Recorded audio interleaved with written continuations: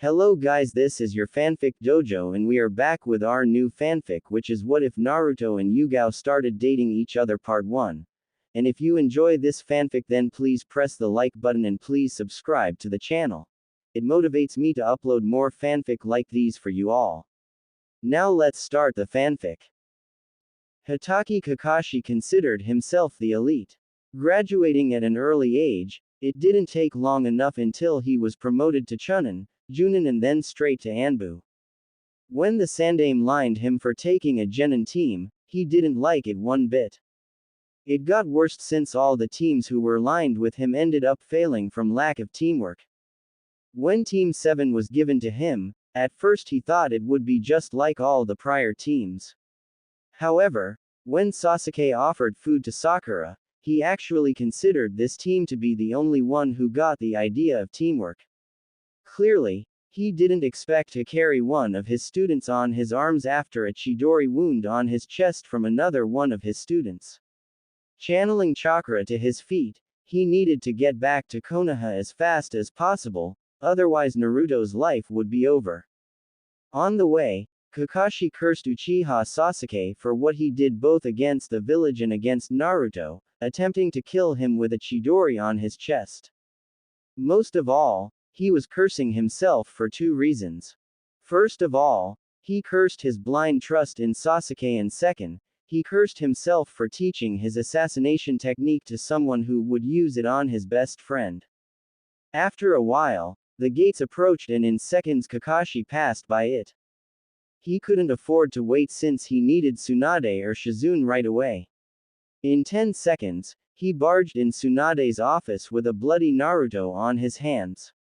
At first, the Hokage objected as to the reason of the intrusion, however upon seeing whose body was on Kakashi's arms, the doctor in her sprung into action and within minutes, Naruto was in a hospital bed, getting all patched up and receiving some chakra incision in order for his wounds to heal faster. The next day, all members of the retrieval mission returned home, although some of them almost didn't make it. Akamichi Choji was suffering from the effects of his family's chakra pills. Hyuga Neji came with a giant hole inches away from a fatal wound. The rest of the group sustained minor injuries and was already cleared from the hospital.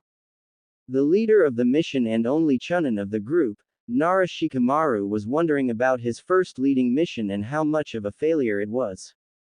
Truth be told, no one could blame him, seeing that his team was up against Junin-level shinobi and somehow survived the assault. Also, they would be able to get Sasuke back, had one Kagaya Kimimaro not stepped in to aid the enemy. However, Shikamaru, even after both Tsunade and his father encouraged him to grow as a shinobi, still blamed himself for almost getting 2 or 3 of his friends killed. That doesn't mean that the Nara heir would ever give up the path he chosen. Not because it would be so damn troublesome as he put it, but as his dad put it, not every mission goes according to plan and that the failures exists to show what needs to be changed or improved. Shikamaru, use this failed opportunity to improve your abilities as both a shinobi and a leader. Use this mission to be better prepared for the future so that mistakes like this can no longer occur, said Shikaku at the time, and Shikamaru acknowledged these words to heart. He would get stronger and he would improve his abilities. Man, this is troublesome, but I'll ask Asuma-sensei to help me with training, thought Shikamaru as he went home to rest after what seemed to be the longest mission of his life so far. However, while Shikamaru found the answer to his questions, there was one specific blonde who was lying on the hospital bed, not wanting to see anyone right now. He just looked outside as the sun was about to leave Konoha for the day and let the moon do its job. One would find it strange to see a usually hyperactive boy choosing, instead, to look at the window in pure reflection of the current events that occurred. However, one single event still didn't let his mind be. If it wasn't for the damn fox, Sasuke's Chidori would have killed him by either piercing a lung or the immense amount of blood loss. Naruto wondered if truly, Sasuke was being controlled by Orochimaru as he as well as everyone presumed. Nonetheless, Only Naruto himself could vow for who was in control of the Uchiha's body at the moment, simply because he was the one who fought him. For the first time since he met Sasuke, Naruto was in doubt over Sasuke's behavior. Of course, he knew Sasuke was a brooding bastard, but never did he think Sasuke would pierce his lungs so ruthlessly before. These events made Naruto realize that maybe he was the only one being delusional as to believe that Sasuke wouldn't be capable of something like this.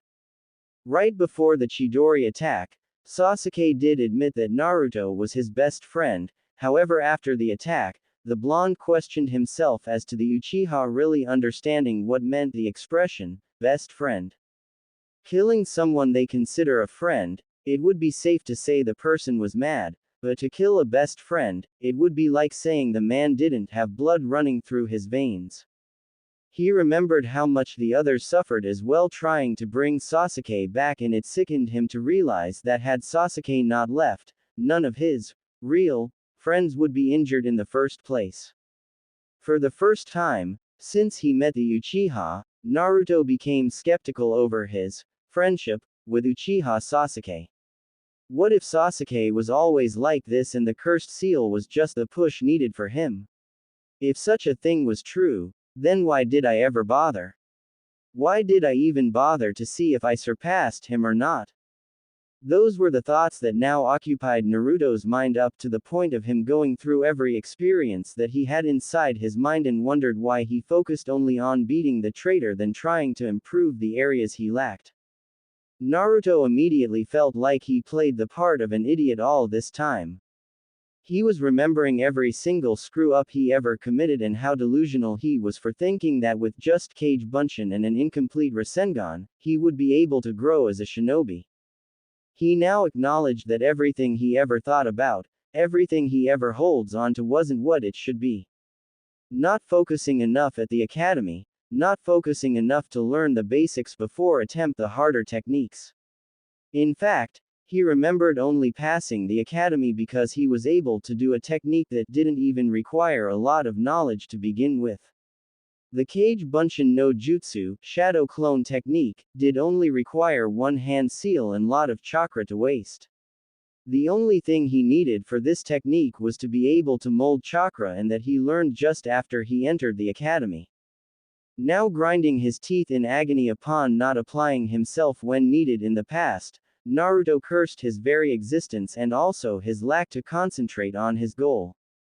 This was the scene that a certain silver-haired Junin saw upon opening the door. Kakashi knew Naruto didn't want to see anyone and he was worried for his student. Usually, Naruto wouldn't behave like this, and truth be told, Kakashi was a little frightened that this event ended up closing Naruto's heart for good. He understood that Sasuke meant to Naruto just as Uchiha Obito meant to him, and if Obito ended up wanting to kill him, Kakashi would be desolated right now. Naruto, upon acknowledging his sensei's presence, kept staring at him with a disapproving glare since he thought he told everyone that he didn't want to see anyone right now. "Can I help you, sensei?"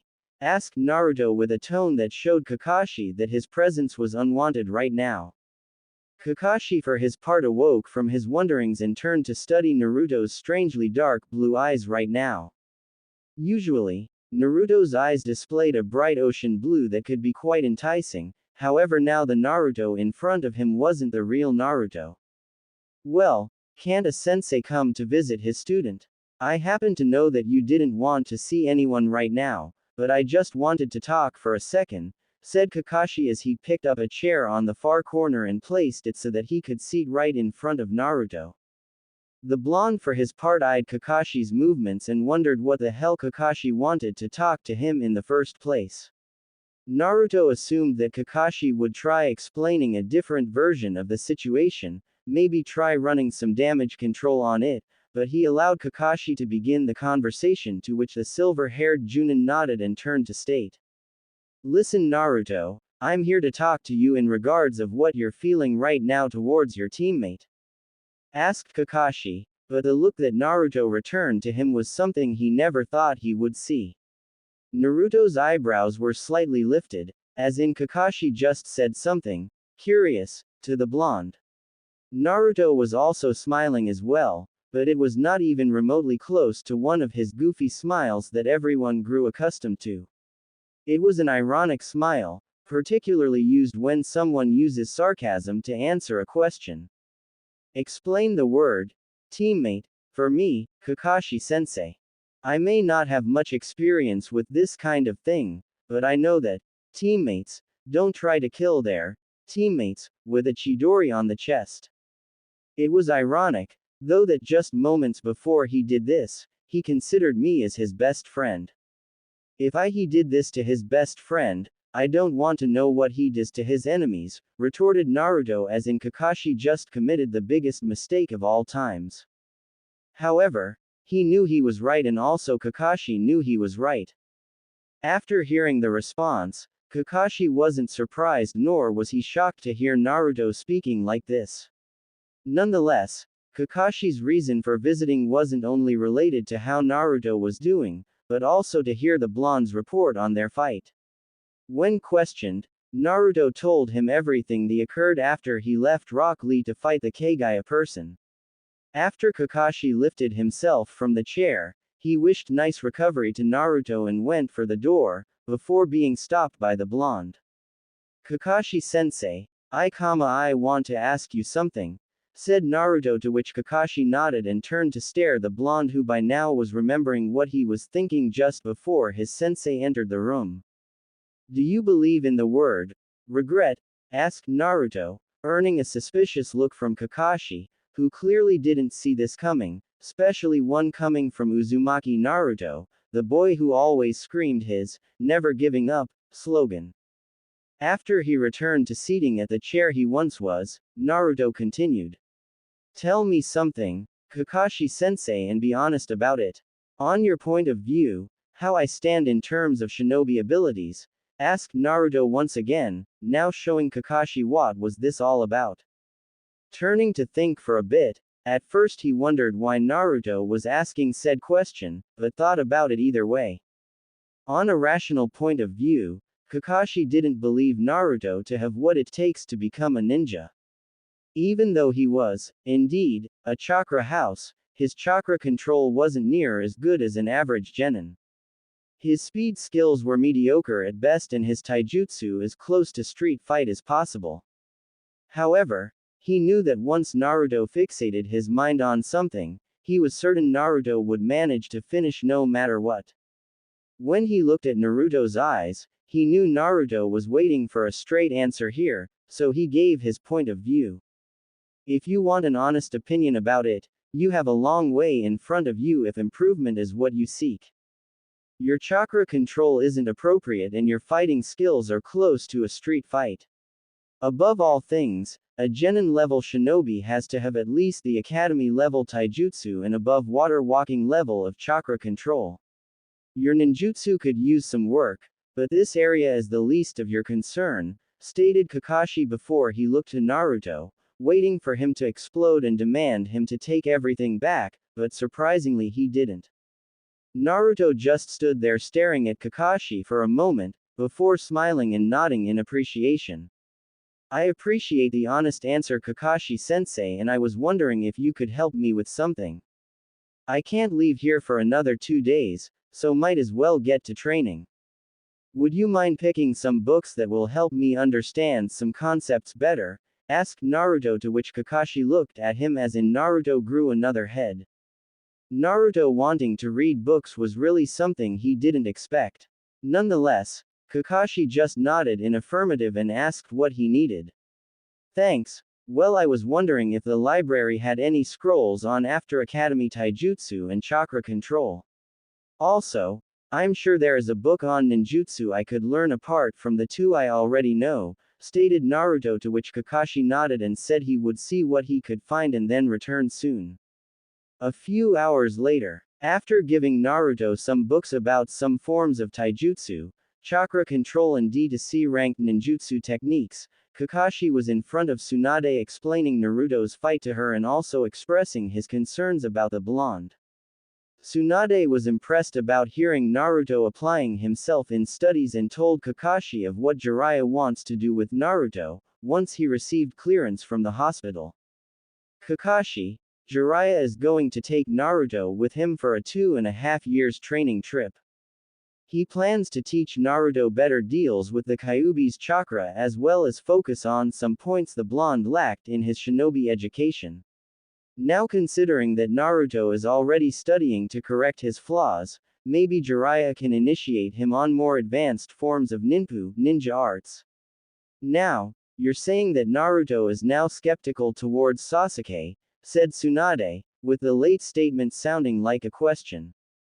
Yes, Tsunade-sama, according to him, someone who tries to kill him doesn't deserve to be called teammate. It was clear in his eyes how much hate and anger he is feeling right now. I can only worry about his path now, that whatever innocence yet left in him, now it was completely shattered by Sasuke's doing, said Kakashi, still looking down like he was considering the event to be somehow his fault.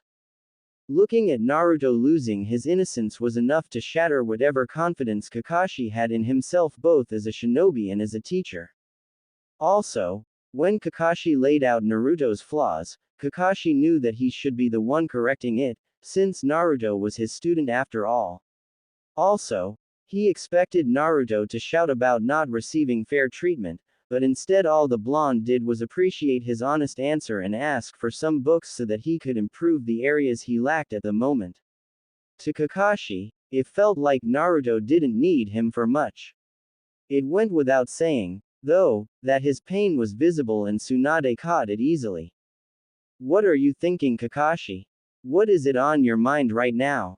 Asked Tsunade, a little worried about seeing Kakashi's dejected face looking down the floor as in he was the one to blame for this whole situation ever occurring. Tsunade was surprised to see Naruto asking for some books and wondering why he didn't come for Kakashi for help. It couldn't be that Naruto didn't consider Kakashi to teach him what he needs to know, however if that was the truth, then something happened to lead him to think about this. Lifting his head to look at the Hokage in the eye, he answered with all honesty possible. Seeing Naruto asking for books to help him improve, made me realize where I made a mistake. Out of pointing out Naruto's mistakes, not one time I set myself to correct them. Not even when he managed to succeed in passing to the last phase of the Chunin exams, did I try to improve his abilities. Instead, I focused on Sasuke and placed Naruto under the hands of Ebisu, before Jiraiya came up and taught him some stuff. Naruto must believe that he wouldn't get any help from me, so he chose to train by himself. I guess I'm not a competent teacher as I led myself to believe, said Kakashi, to which Tsunade sighed, but she had already figured something like this happened. Speaking of Naruto as a subject, she could easily find a number of things that needed correction, however Kakashi ended up neglecting the boy training and that cost him dearly, had the Kyuubi's chakra not helped Naruto. Kakashi, I understand how you feel, but bear in mind that not everything is lost. Naruto will receive the training he needs from Jiraiya and I'm sure he'll come back an entirely different shinobi. I just hope that he doesn't come back a different human being, though, but that's something to worry for later. Also, since I nominated Sakura as my apprentice, I'm afraid Team 7 is adjourned until Naruto comes back from his training trip. Now, the village is soon to recover its financial support it once had and more missions requests are coming. I'm placing you on some of them. Present here tomorrow at 10 for debriefing and I consider that you're not late this time, if you know what's right for you, said Tsunade, more like threatening Kakashi, to which said man swallowed hard and left the place. With Naruto. After Kakashi brought him the books, Naruto didn't waste time and took the taijutsu book. He initially thought about using Kage Bunshin all the time to do the fighting. However, using said technique ended up misdirecting his concentration to the point of his attacks being pitiful to watch. As Naruto went through some advanced forms of taijutsu, he was remembering some aspects of the academy taijutsu style, which was good since he could practice now when he leaves the hospital. Defensive positions, offensive positions, Naruto was recollecting everything he saw at the academy and he was remembering that he didn't use it once during his missions. It was already late at night, but the blonde didn't want to sleep right now. He's been lying down for enough time to condemn sleeping, so he instead focused on studying and improving his knowledge. He considered sleeping later, since he wouldn't be able to leave the premises anyway, so he continued reading through several taijutsu katas, which consisted of attack and defensive forms of the fighting style. It didn't take long to finish the book, since it contained a number of images to explain the positions rather than an actual text. Moving on, he took the chakra control book and was surprised to see that water walking and tree walking are just genin level chakra control. According to the book, the next level would be suspending a kunai on top of the ninja's hand using chakra to sustain the object in the air. Naruto learned that in order to attain this level of chakra control, he had to constantly exhale a thin layer of chakra off his hand in order to keep the kunai suspended. He also learned that this exercise is extremely complex to do, simply because just like all kinds of chakra control exercises, using too much chakra will send the kunai flying and too little, the kunai wouldn't even leave the ninja's hand. He kept reading the book on chakra control all night and didn't even bother to look when the first ray of sunlight entered his room. He was few pages from finishing the book and his brain was already filled with valuable information both on taijutsu katas and advanced chakra control exercises. Minutes after, he closed the book and looked outside for a while. So many information being hidden and he didn't even bother thinking about reading this earlier. There was only one book left to read, but this one he could wait a little bit. His head was already hurting from reading 2 books all night and he guessed a little rest was a must. Before, though, he turned to look outside one more time and managed to see a couple of ninjas jumping through rooftops in speeds he never seen before. They must be channeling chakra through their legs to accelerate their movements. I guess I could do that as well. That would improve my chakra control as well, thought Naruto as he closed his eyes and slept instantly. Little did he know, though, that a toad Sennin was observing him all the time, since he arrived in town. Jiraiya heard from Tsunade and Kakashi that Naruto chose to study ways to improve some of his flaws and he couldn't help but be surprised about seeing Naruto reading not only a book, but 2 books all night. Jiraiya considered focusing more on controlling Kyuubi's chakra, however seeing the level of focus that the boy attained, he guessed that making him stronger would be better. A stronger body had a stronger spirit and a stronger spirit wouldn't be subjected to being controlled by anyone. This Naruto is a wild card, isn't it? Asked Jiraiya presumably to no one at all, until Kakashi's figure appeared hiding in the shadows, nodding.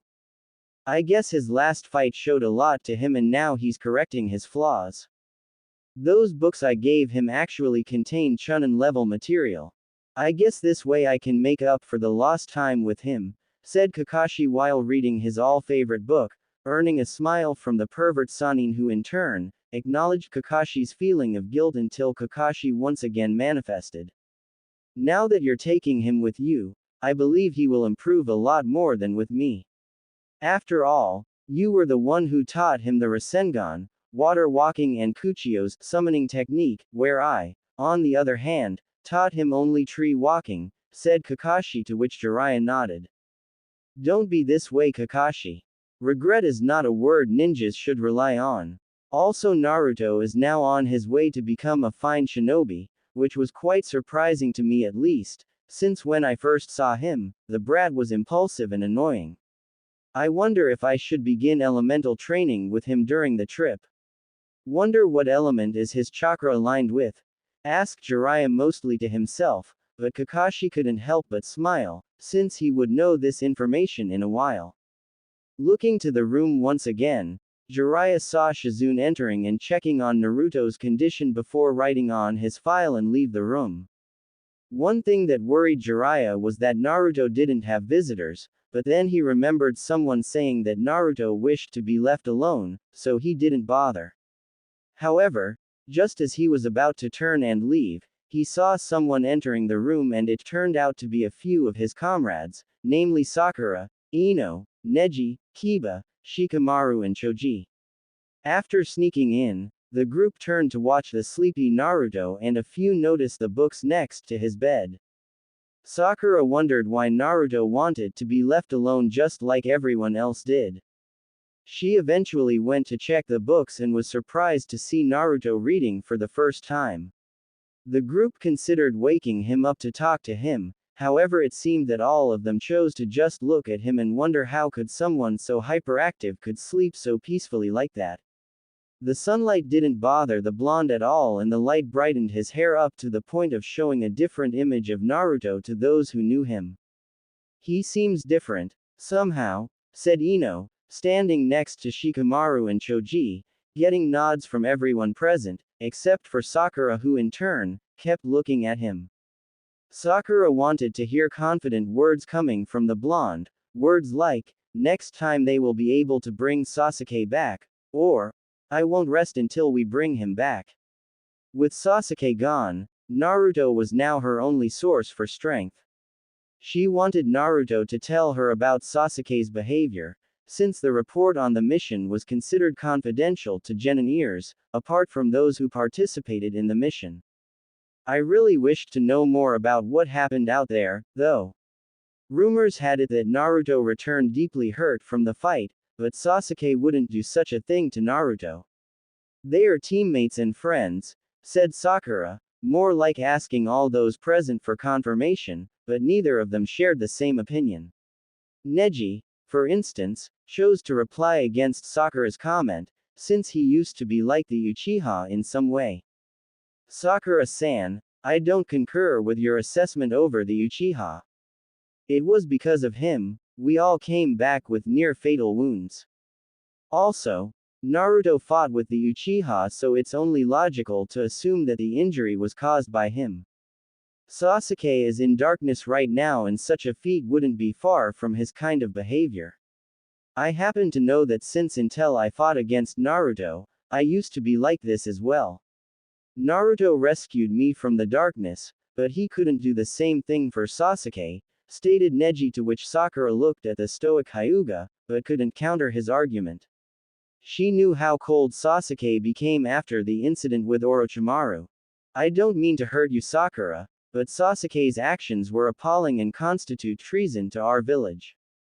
Maybe you should consider moving on and focus more on your training together with Tsunade-sama, said Ino, expecting to be contradicted by the pink-haired genin, but instead Sakura just kept looking at Naruto and wondering what was in his mind right now.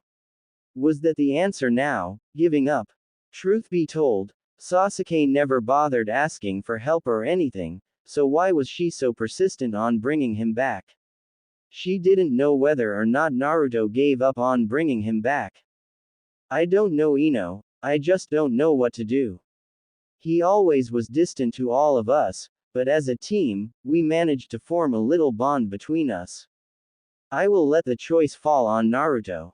If he decides to go after him, then I'll go with him, however if he decides to give up, then our bond is broken and things will never be the same as it once was. I think I'm going home now, guys. I don't have the strength to hear what Naruto has to say yet, said Sakura before moving towards the door. However, as she reached for the doorknob, a certain grumbling startled her and she turned to see Naruto just waking up and looking at the ones present. Hey, how long have you been here and why didn't you wake me up? Asked Naruto, eyeing everyone and waiting for a response. It was Shikamaru who explained that since he was sleeping, they didn't want to wake you up and how troublesome would be to do such a thing. Needless to say, Naruto dismissed the issue since it was pointless to comment further. So, how is everyone? Asked Naruto, though now the difference was plainly visible to all of them. Naruto's once crystal blue eyes now were like dark blue eyes, and where he always smiled, now his face was akin to a bothered person. The group exchanged a few monologues like, I'm fine, and, alright, to which Naruto nodded and stretched a little bit. Sakura's ear was pounding like crazy since she now would know about what happened with Sasuke and Naruto. However, she hesitated to come forward with the question, and that was pretty much visible. She secretly appreciated when Ino asked Naruto as to why he didn't want to see anyone right now. After hearing the question, Naruto explained his epiphany to everyone and also explained the book he was reading all night. Along the explanation, the group was stunned and now wondered what triggered him to think like this. When he was about to explain what happened, Shikamaru stopped him saying that the details of said mission was considered restricted to genin ninja apart from those who participated in the mission, to which Naruto acknowledged and stopped talking. Naruto heard about Sakura being apprenticed to Tsunade and congratulated her. However, everyone saw how Naruto addressed Sakura and all of them wondered where went that crush of the blonde. Sakura, of course, was the first to notice, and that came somehow as a higher shock than Sasuke deserting the village. Sakura oftentimes found Naruto to be annoying, asking to go out with her, but when he stopped doing it, she now missed it. Well, since Sakura will be training with Tsunade, I guess I'm on my own, then. Someone of Kakashi-sensei's caliber won't be held up to teach one single genin. No matter, though, these books taught me a lot and I can't wait to leave this place and begin training, said Naruto, taking his 3 books and laying them on top of his bed. The group, though, wondered about Naruto's training, since all of them concurred with him about Kakashi. Little did the group know that said person heard it all and sighed before turning to Jiraiya. Quite humble of him, wouldn't you say, Kakashi? Quit worrying about it. When I'm through with him, he'll be 10 times stronger, trust me on this, said Jiraiya, to which Kakashi nodded and left. After seeing Kakashi leaving, Jiraiya turned to look at Naruto and wondered about a few things. I'm glad Naruto isn't fixed on rescuing the Uchiha boy. This way, his growth won't be hindered by simply overcoming the Uchiha. I guess my sensei days are up once again. Back to Naruto's room, silence ruled the place. Sakura managed to ask Naruto of his intentions towards Uchiha Sasuke, and he eyed Sakura with what seemed to be a sarcastic smile. Naruto thought quite a lot, but he acknowledged the fact that he didn't think of Sasuke at all, other than the fact that the Uchiha tried to kill him. Oh, he didn't need to think about it, since the answer was already clear in his mind. However, because of the secrecy towards the mission, he had to hide some aspects of what happened and focus more on Sasuke's reasons. Sakura, in my opinion, you can't bring back someone who doesn't want to return. Sasuke left because he thought it would be better for him than staying in the village. Any missions towards rescuing him would turn to failure simply because he doesn't want to return, nor do I wish to go after him. Some aspects of the mission led me to believe that Sasuke was a loose cannon just waiting for a little push. So, I don't intend to go after him anytime soon, unless the Hokage orders me to do so, explained Naruto before seeing Sakura lowering her head to looking towards the ground and left the room. She didn't expect Naruto's explanation to be so unnervingly accurate, and she found no counter-argument for him. The rest of the group wished him a good recovery and all of them left. After that, Naruto picked up his last book about ninjutsu and turned to read it. Inside, Naruto saw the 3 academy jutsus and even some advanced ones to use, like Shuriken Kage Bunshin no Jutsu, Shuriken Shadow Clone Jutsu, and Bunshin Daibakua Clone Explosion Jutsu. Also, he saw a technique called Gyorai Shin no Jutsu, Torpedo Needle Jutsu, and read about the technique. So far, all of these techniques were relatively easy to do, since the first 2 required a technique similar to the Kage Bunshin and the last one Naruto just had to mold chakra correctly through a correct set of hand seals.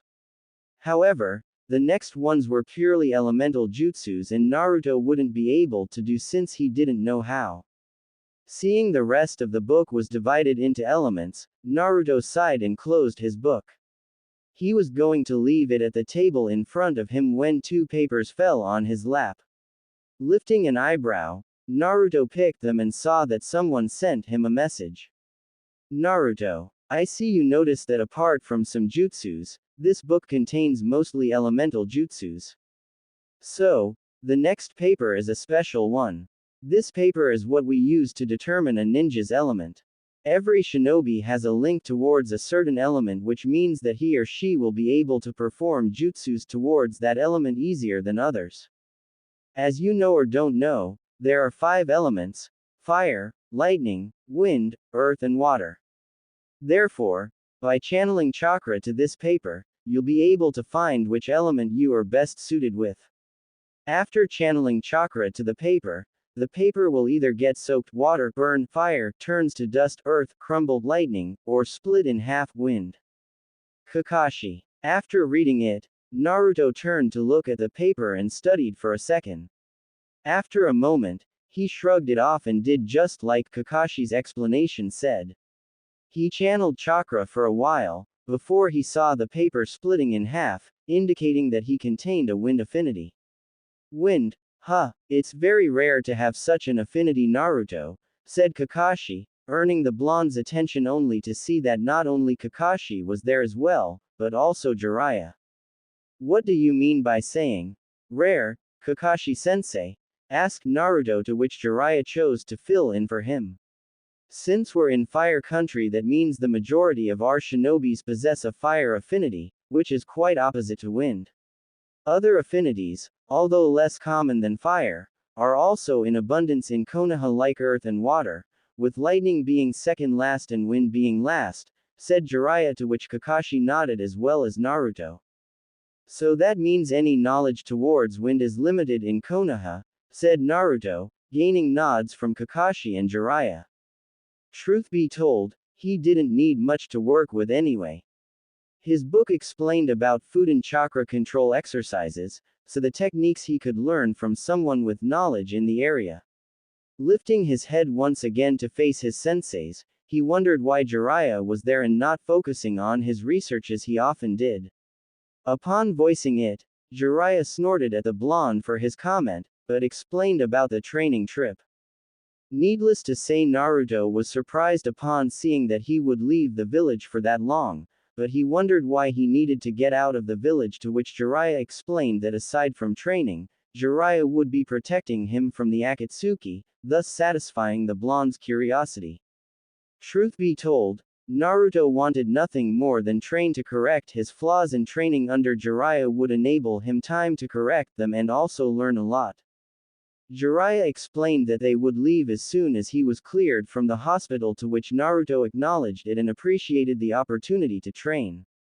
After the Junin and Sanin left the room, Naruto picked up his book and turned to look at the Fuden section and how to manifest Fuden chakra. The next day, Naruto had to say the stuff he saw on the ninjutsu book about Fuden ninjutsu, and safe to say, he was really cursing himself right now.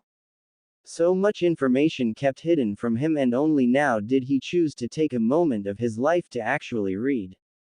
It was only after the nurse that checked on him came here to discharge him from the hospital that he took his clothes and left straight to a training ground where he could train and incorporate everything he learned through reading during his stay in the hospital. After all, Naruto didn't want to waste any more time than he already did. He now knew that in order for a shinobi to grow strong, he or she had to have the strength and will to never give up and always fight through numerous obstacles that appear through life.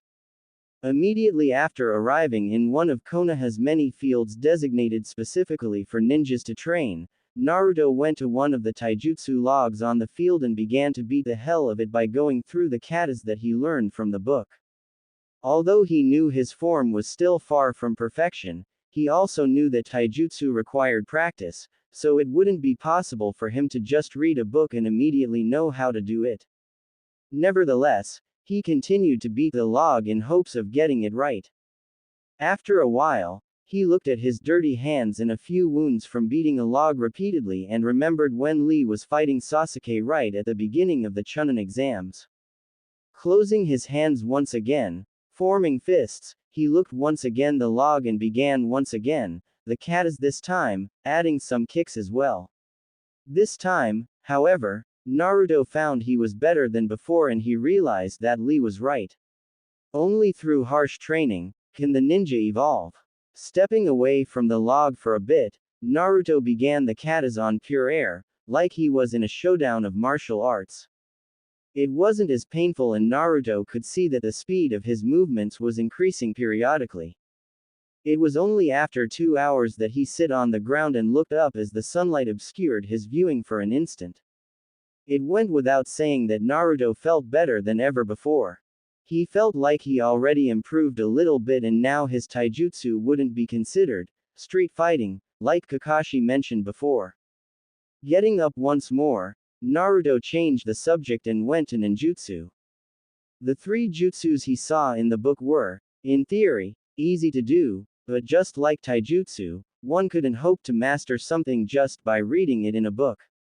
Picking one shuriken, he threw towards the log. Naruto made the hand seals necessary for Shuriken Kage Bunshin no Jutsu, Shuriken Shadow Clone Jutsu. However, when approximately 4 shurikens should have appeared, only 2 did instead, and none of them had the same properties as the original one. Such a result was expected since Naruto took close to an hour to master the Kage Bunshin no Jutsu. This new technique didn't waste as much chakra the Shadow Clone, but it did require a considerate amount. Taking another one, he tried again, only for the same thing to happen. No matter, though, he would be able to learn it just like he was able to do the Kage Bunshin. It took him 10 tries to be able to master the technique. In the last one, he was able to create close to 10 clones of the shuriken, and all of them pierced the log in multiple locations, thus completing the technique, but not without its price, though, as Naruto felt on the ground from slight fatigue. It didn't matter, though, he did it just like he would complete the other 2 as well. However, his stomach growled, hence why he grabbed some shurikens that was stick on the log and went to Ichiraku's for some lunch. Of course, he changed about the way he saw things, but that doesn't mean his taste for food changed. After sitting down on the bench, Naruto asked for some miso ramen, to which old man Tuki greeted him and went to make his bowl. As the noodles were being prepared, Tuki asked about Naruto's training with one of the Sanins and congratulated the boy on the opportunity. Naruto appreciated and said that he would be stronger and don't waste more time than he already wasted for petty reasons. Tuki was confused at first, but waved it off, seeing it was Naruto, and Naruto was impossible to understand. After paying the old man, Naruto said to take care since he wouldn't come back for a while, to which Tuki smiled and wished the blonde a safe trip. Upon returning to the training ground, Naruto remembered the needed hand seals for the Gyorai Shin no Jutsu, Torpedo Needles Jutsu, and also the theory behind the technique. According to the book, the ninja must mold his chakra towards creating tons of thin layer shapes and then throwing it at the enemy. Of course, the book made it as easy as a simple henge, but the blonde knew better that chakra manipulation was a chunin level material. Nevertheless, he was committed to doing all 3 of the techniques before Jiraiya could come to pick him up, so he immediately got to work. Little did he know, though, that a few people were looking for the missing blonde. At the hospital. Jiraiya, Tsunade and Kakashi were standing in what used to be Naruto's room, only to find it was empty. Naruto's clothes was gone too, except for his orange jacket, which was tossed on the ground near the window, thus showing them the obvious: the boy escaped the hospital and now they have to find him. Tsunade was furious at the head nurse for discharging the blonde, even after she made it clear that only she or Shizune were authorized for such a thing. Well, Jiraiya, I guess you have to find your student out there. You and him are scheduled to leave tomorrow morning, so take your time, said Tsunade before leaving the hospital room, thus leaving Jiraiya and Kakashi inside. Where do you think he is right now, Kakashi? Asked Jiraiya, actually a little concerned with the blonde, since he didn't expect the damn imbecile to run off seconds after being released from the hospital. Kakashi for his part was reading his book and didn't pay attention to what the pervert was saying, earning a vein popping from the Sanin's forehead, who in turn sighed and shunshined out of the room. Seconds after, Kakashi lowered the book and activated his Sharingan to see if Naruto left a trail of chakra to follow. True to Kakashi's wonder, looking at the window, Kakashi's Sharingan spotted Naruto's chakra as he jumped through the rooftops, heading to what appeared like a training ground a couple miles north. Smiling at the boy for pumping chakra to his legs and increases his speed, Kakashi started following the path Naruto took. He somehow knew that the blonde wouldn't take long before practicing what he learned, and he began to wonder if perhaps, he should have done this a long time ago. If Naruto was already able to do one of the techniques on the book and settle for the right taijutsu stance, Kakashi would have been wrong about the blonde. Truth be told, the Junin always presumed Naruto would quit being a ninja, since he didn't have what it takes. However, as the time passed and Naruto was able to do stuff that no one would think it was possible. Learning the 3 steps to the Rasengan in little more than a month was outstanding to say the least. The Yondaime Hokage took 3 years to create it, and Jiraiya, one of the Sannin, took 4 months to learn. It was amazing that Naruto reduced the timing to only a month. Kakashi remembered seeing at the book he selected for Naruto regarding ninjutsu, and he remembered that apart from the elemental ones, they were 3 jutsus that Kakashi would have wanted to teach Naruto, since it really matched Naruto's unpredictability attacks.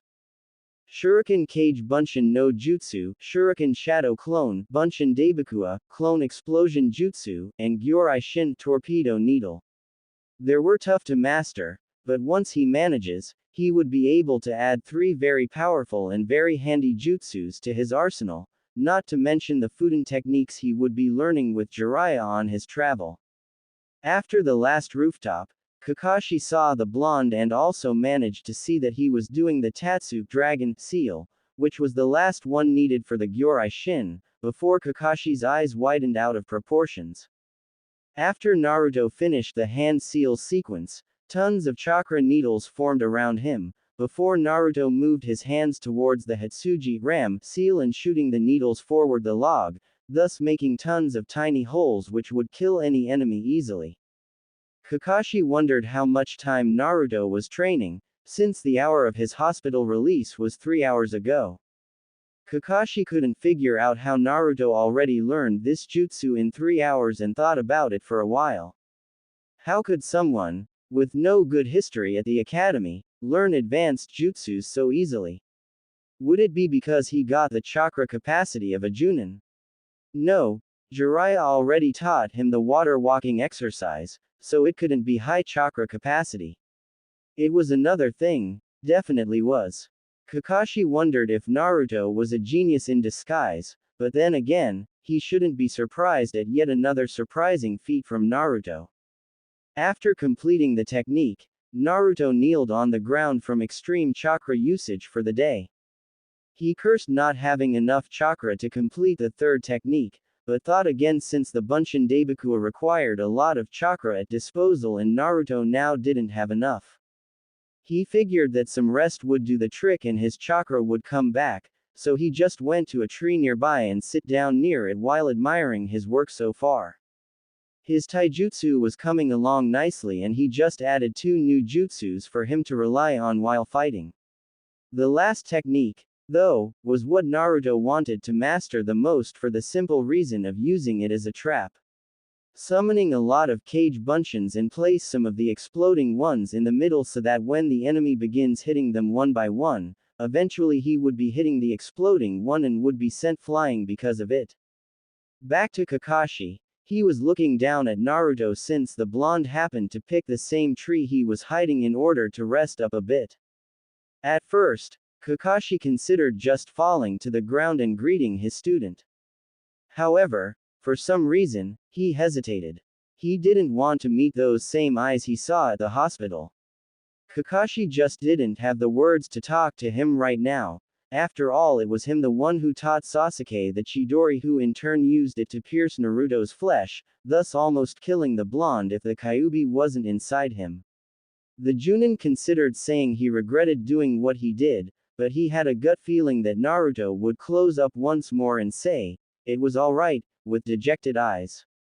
1 hour later, Naruto got up and felt that his chakra was beginning to fill him up.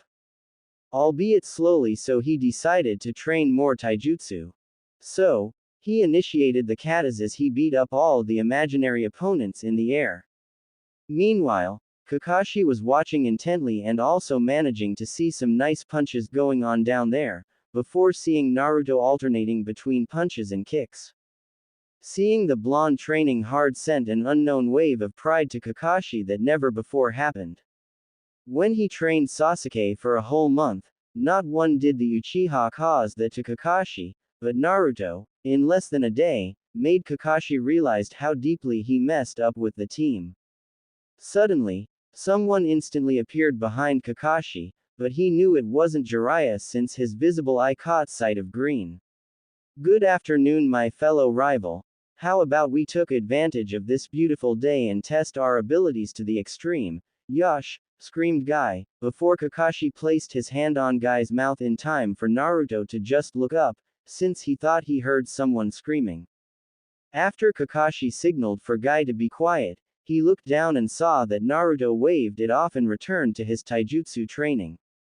Made Guy turned to see what his rival was observing only to smile and give his thumbs up to Kakashi.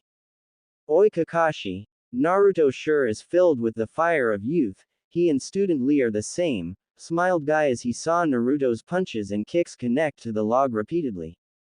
Kakashi for his part thought about teasing the green Junin, but he couldn't fault but agree with his old friend.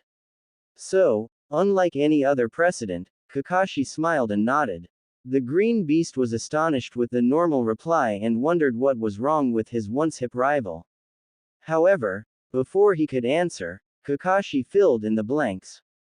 Naruto has a keen sense of never giving up and he will use that to become stronger. He doesn't need me as his sensei for that, mumbled Kakashi. Guy, for his part, understood what happened. He heard about what happened from his student Neji and thought about how unyouthful the Uchiha was for trying to kill his teammate with the technique Kakashi taught him. Did he learn that stance all by himself, Kakashi? Asked Guy, clearly concerned for his rival's supposed lack of teaching skills.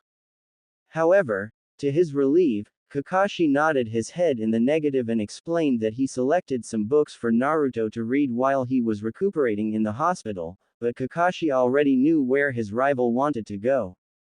I know what you're trying to do, Guy, and I thank you for that, but all I ever did was show him the books to read. He was the one who draw the conclusions and you can see now how good he is on his own, whispered Kakashi, to which Guy nodded and looked at Naruto once again, who in turn was using both his fists to pound the log mercilessly, and he remembered his student Lee doing the exact same thing. You know what, Kakashi? I think you should go there and train him. He'll be with Jiraiya for a long time and maybe, you can at least help him with one technique. Well, I'm off to run some laps around Konoha. Yosh, screamed Guy before vanishing and leaving Kakashi alone to watch Naruto. He thought about what Guy said and wondered if really Naruto would be resentful to him now wanting to be a sensei to him. It's not that Naruto ever showed resentment at the Junin, so what was he thinking that the blonde would blame him? Sighing in dismay, Kakashi vanished a few meters away, so that he could approach the blonde, by walking casually. In Tsunade's office. After trying to search for a little while, Jiraiya was called by Tsunade and now both of them began talking. The pervert explained about what he would be training Naruto in and how he would be power up his spirit and resolve enough to combat the Kyuubi within his stomach. Tsunade nodded, but still was reluctant to let the blonde go.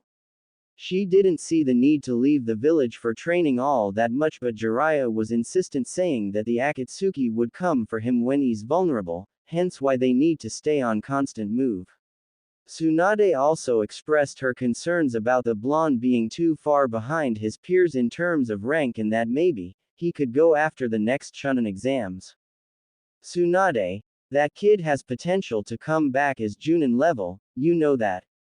With his chakra potential and a few powerful techniques, there is no way he wouldn't be able to do the Chunin exams once we come back. He is already fixing some minor issues that need to be fixed. It's just a matter of time until we'll begin elemental manipulation.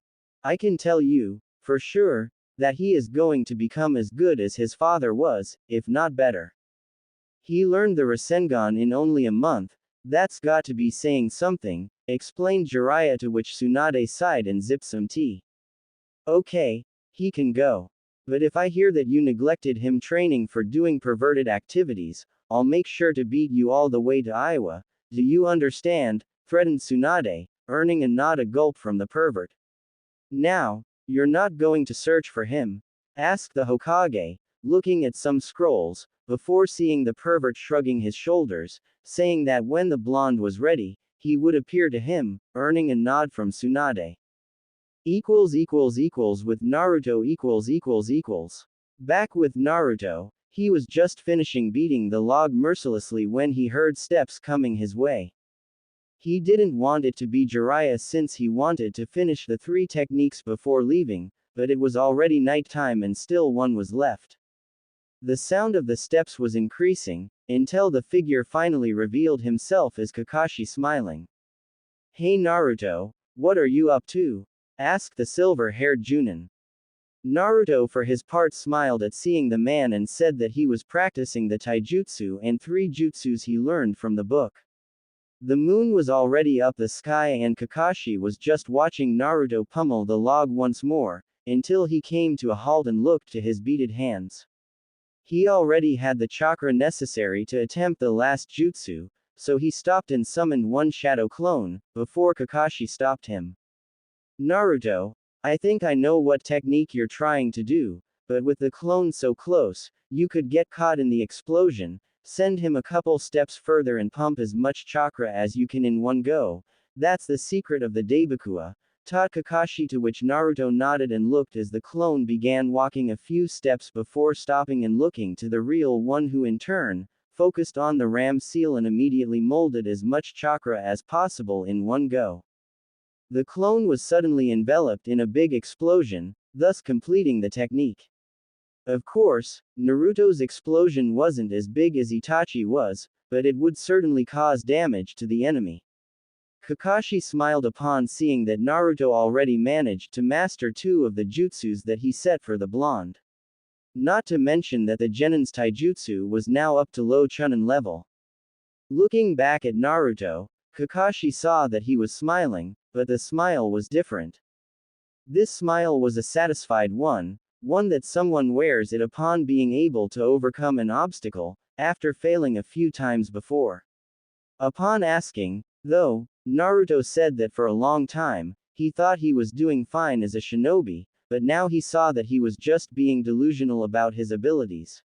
Listen Naruto, seeing as you'll be gone for a long time, how about I buy you some ramen? Invited Kakashi, earning a nod from Naruto. Some minutes later, teacher and student each took a sit at the ramen stand and placed their respective orders. As they waited, Kakashi asked about how it was to travel and train with the Sannin. Naruto thought about it for a while, but in the end, he didn't have much to say, other than the fact that the man would only teach him one time and leave him to practice. Naruto told him about the 3 stages of the Rasengan and how it was, initially, weird to practice with water balloons and rubber balls. I just hope that this time, he won't be focusing so much on peeping at girls all the time, complained Naruto, to which Kakashi smiled and nodded, before seeing their orders being placed in front of them. They ate the meal quietly while savoring the delicious noodles. For a while, no one talked. No one opened their mouth to speak, only to eat. When that was finished, Kakashi extended his dish so that the old man Tuki could pick up, before turning and addressing Naruto.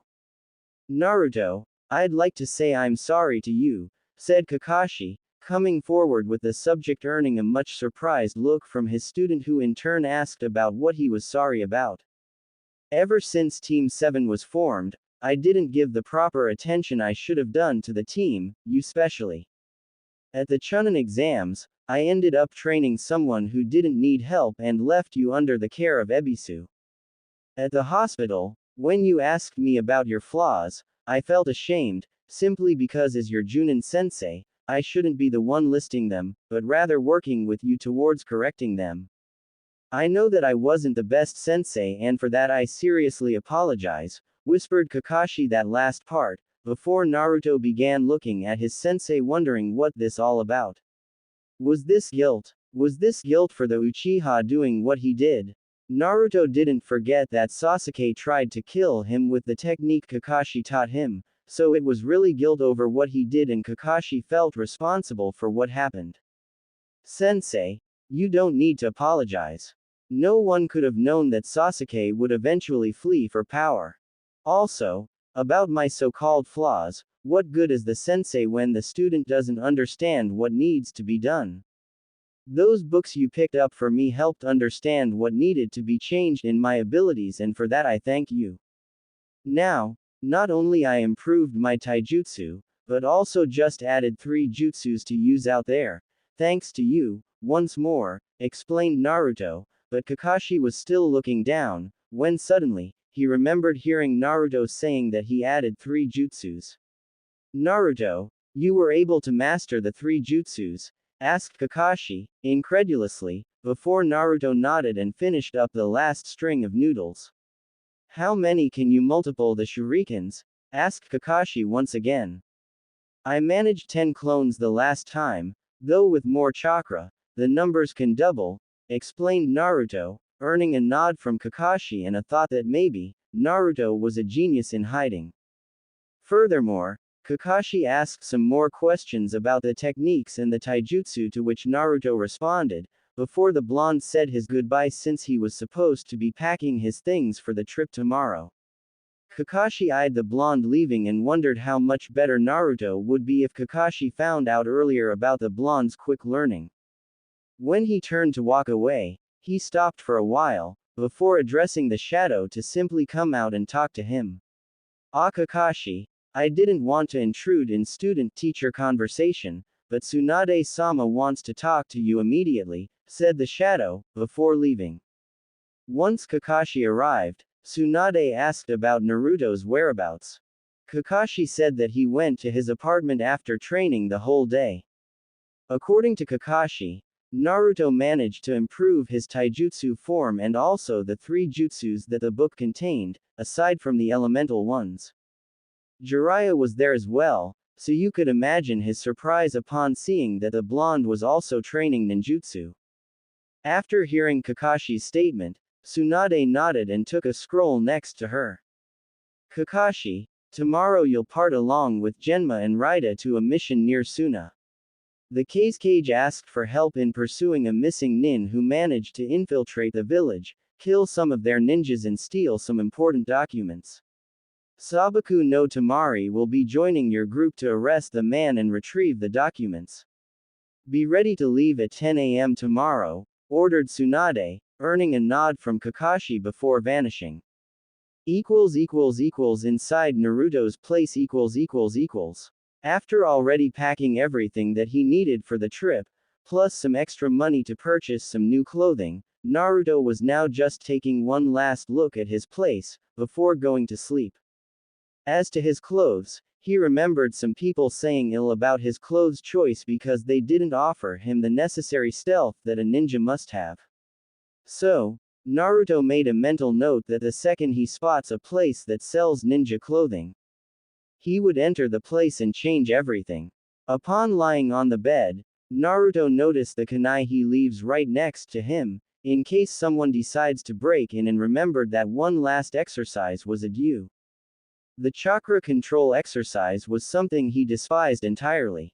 The tree walking one was, easily, the most unnerving one he ever had to do. After all, who in their sane consciousness would want to fall on their head so many times? Of course, Naruto didn't need to fall on his head, simply because upon failing, he could simply flip his body and fall safely on his feet. The water walking one was, also, a pain in the ass. Naruto remembered that he kept falling on that hot water so many times, he didn't know he was wet from the water or he was sweating from the heat. Now, this third one could shape to be just as troublesome as the 2 other, if not more.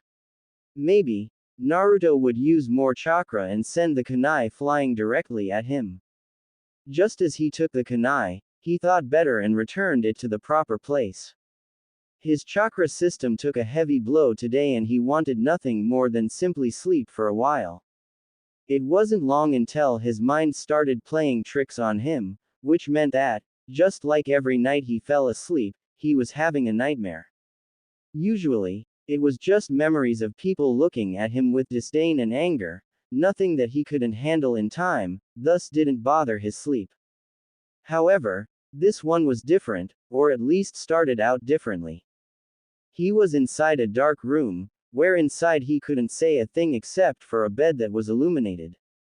As he walked closer, he noticed that a boy closer to his age was there sleeping with his face looking up. Upon approaching, the person's identity was plainly visible to Naruto.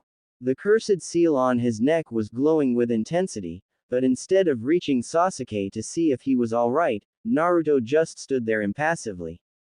Suddenly, Orochimaru appeared next to Sasuke and extended two white snakes around Sasuke's body slowly, taking possession of his body.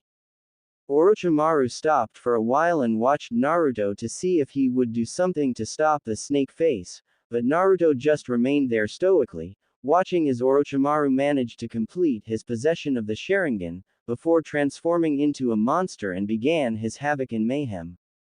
Suddenly, in front of Naruto, appeared Sasuke once again looking at him, demanding answers about why Naruto let Orochimaru take over his body. The answer, though, was an easy one to make. Clearly you didn't expect me to help you after you tried to kill me, didn't you, traitor?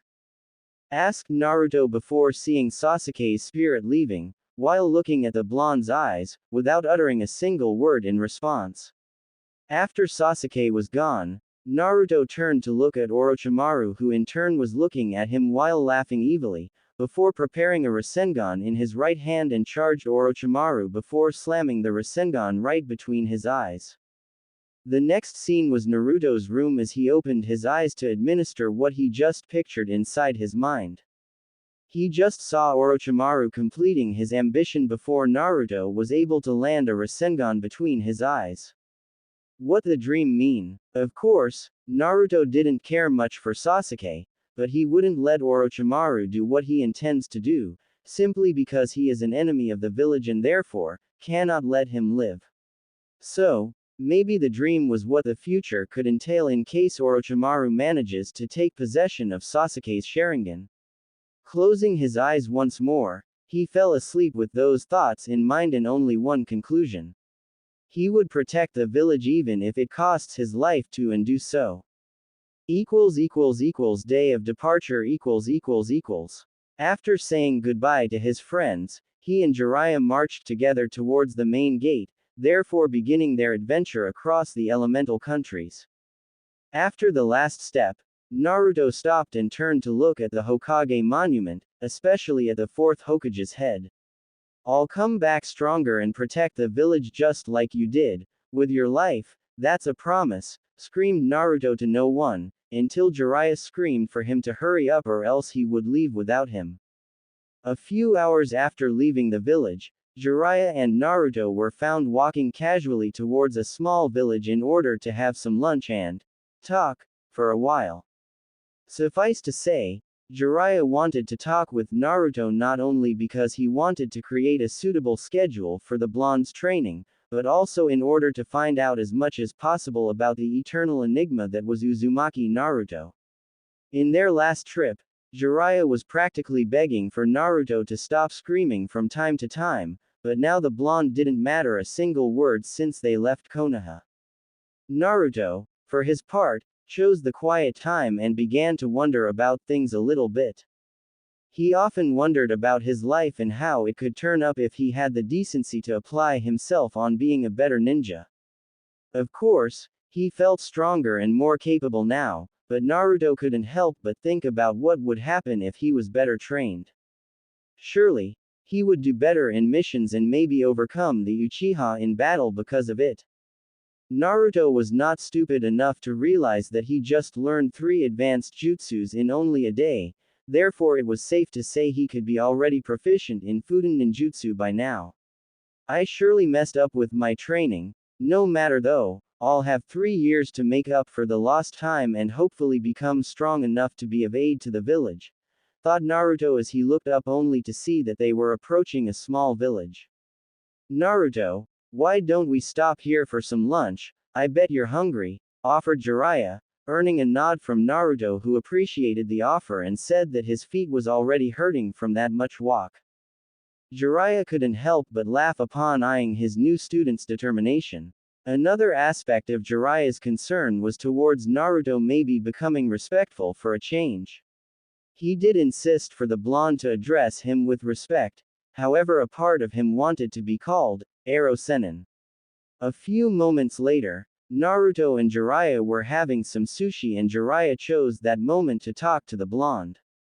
Oi Naruto, as you know, we'll have 3 years to spend on your training and I expect that in the end of this 3 years, your level would be somewhat close to Junin, said Jiraiya, earning a look in surprise from Naruto, who thought he heard that Jiraiya wanted him to be close to Kakashi's level upon returning. That's right kid, you are already close to Chunin material and as I remembered carefully, you did beat that Neji kid, who was considered the genius of the Hyuga clan and you saved Konoha from the one-tailed beast Shukaku. Now, stop interrupting me and let's get down to business, stated Jiraiya, to which Naruto rolled his eyes away, before eyeing the pervert once more. Based on the material I've gathered on your file, your taijutsu is now, after you left the hospital, more refined, so it is considered low-level chunin, however we'll sure improve this area. Genjutsu, I'm sorry to say your ability is practically none. However I'm sure that learning genjutsu wouldn't suit your fighting style, so we'll focus on learning to interpret the illusion and how to dispel them effectively. Chakra control won't be much of an issue here in our training, since you already completed the tree and water walking, explained Jiraiya, but Naruto stopped him for a second. What about the kunai lifting exercise? I saw that this is the third level of chakra control, asked Naruto, earning a thinking pose from Jiraiya. The kunai lifting exercise, although completely useful, wasn't obligatory for a ninja to complete. This exercise was only completed by those of the Hyuga clan in order to learn the Jukin and for medical ninja to be able to learn their techniques. This exercise required a steady flow of chakra to be expelled from the ninja's hands, thus keeping the kunai hovering around. Although it's nice to be able to Naruto, truth is, it isn't a necessary skill to have, especially for someone more suited for taijutsu and ninjutsu such as yourself. If you truly wish to learn, we'll leave it for the end of our training, also if you wish you could attempt on one of our free times. Moving on, ninjutsu and chakra capacity. The latter is rather easy to train since you only need to use a lot of chakra and then wait for your reserves to be fulfilled again. Now ninjutsu, said Jiraiya, before seeing Naruto smile, which in turn caused him to smile in return. As you know, ninjutsu are mostly divided between shape and element manipulation with a few exceptions that doesn't rely on them. You already is proficient in shape manipulation from the Rasengan and the Gyorai Shin no Jutsu, Torpedo Needles Jutsu, however we are still due to perfect your Rasengan. Also, we'll be focusing on your Fudan element. I happen to know the formula necessary to be able to use Fudan chakra and also some techniques that will be easy to teach. I happen to have a friend in Suna that happens to be a Junin, he will teach you 2 to 3 advanced Fudan techniques, but the rest will be up to you, explained Jiraiya. Also, it will be up to you to figure out our schedule, he. You'll have to come up with a suitable timetable that will incorporate all of the subjects we talked so far. After hearing that, Naruto was rather angry to say the least. Jiraiya was supposed to be the teacher and yet he was stuck with fixing the training schedule, it was ridiculous. Jiraiya explained that such abilities are vital in the ninja world and would help Naruto greatly while going on more advanced missions or even leading a team. After paying for the meal, Jiraiya left Naruto at the local library in order to think of the schedule, while he would do some researching. Naruto didn't complain, but he knew of the damn pervert's reasons for leaving and wondered if the damn pervert would do this more often in the future. Looking at the blank page for a moment, Naruto decided to settle down everything he needed to place at the schedule and list it down. After finishing it, he proceeded to think. The old Naruto would settle for 3 whole years of badass ninjutsu and cool moves, but now after what he saw in those books, the blonde realized that he needed to pay attention to his other skills. 3 years and 3 abilities to focus on: taijutsu, genjutsu and ninjutsu.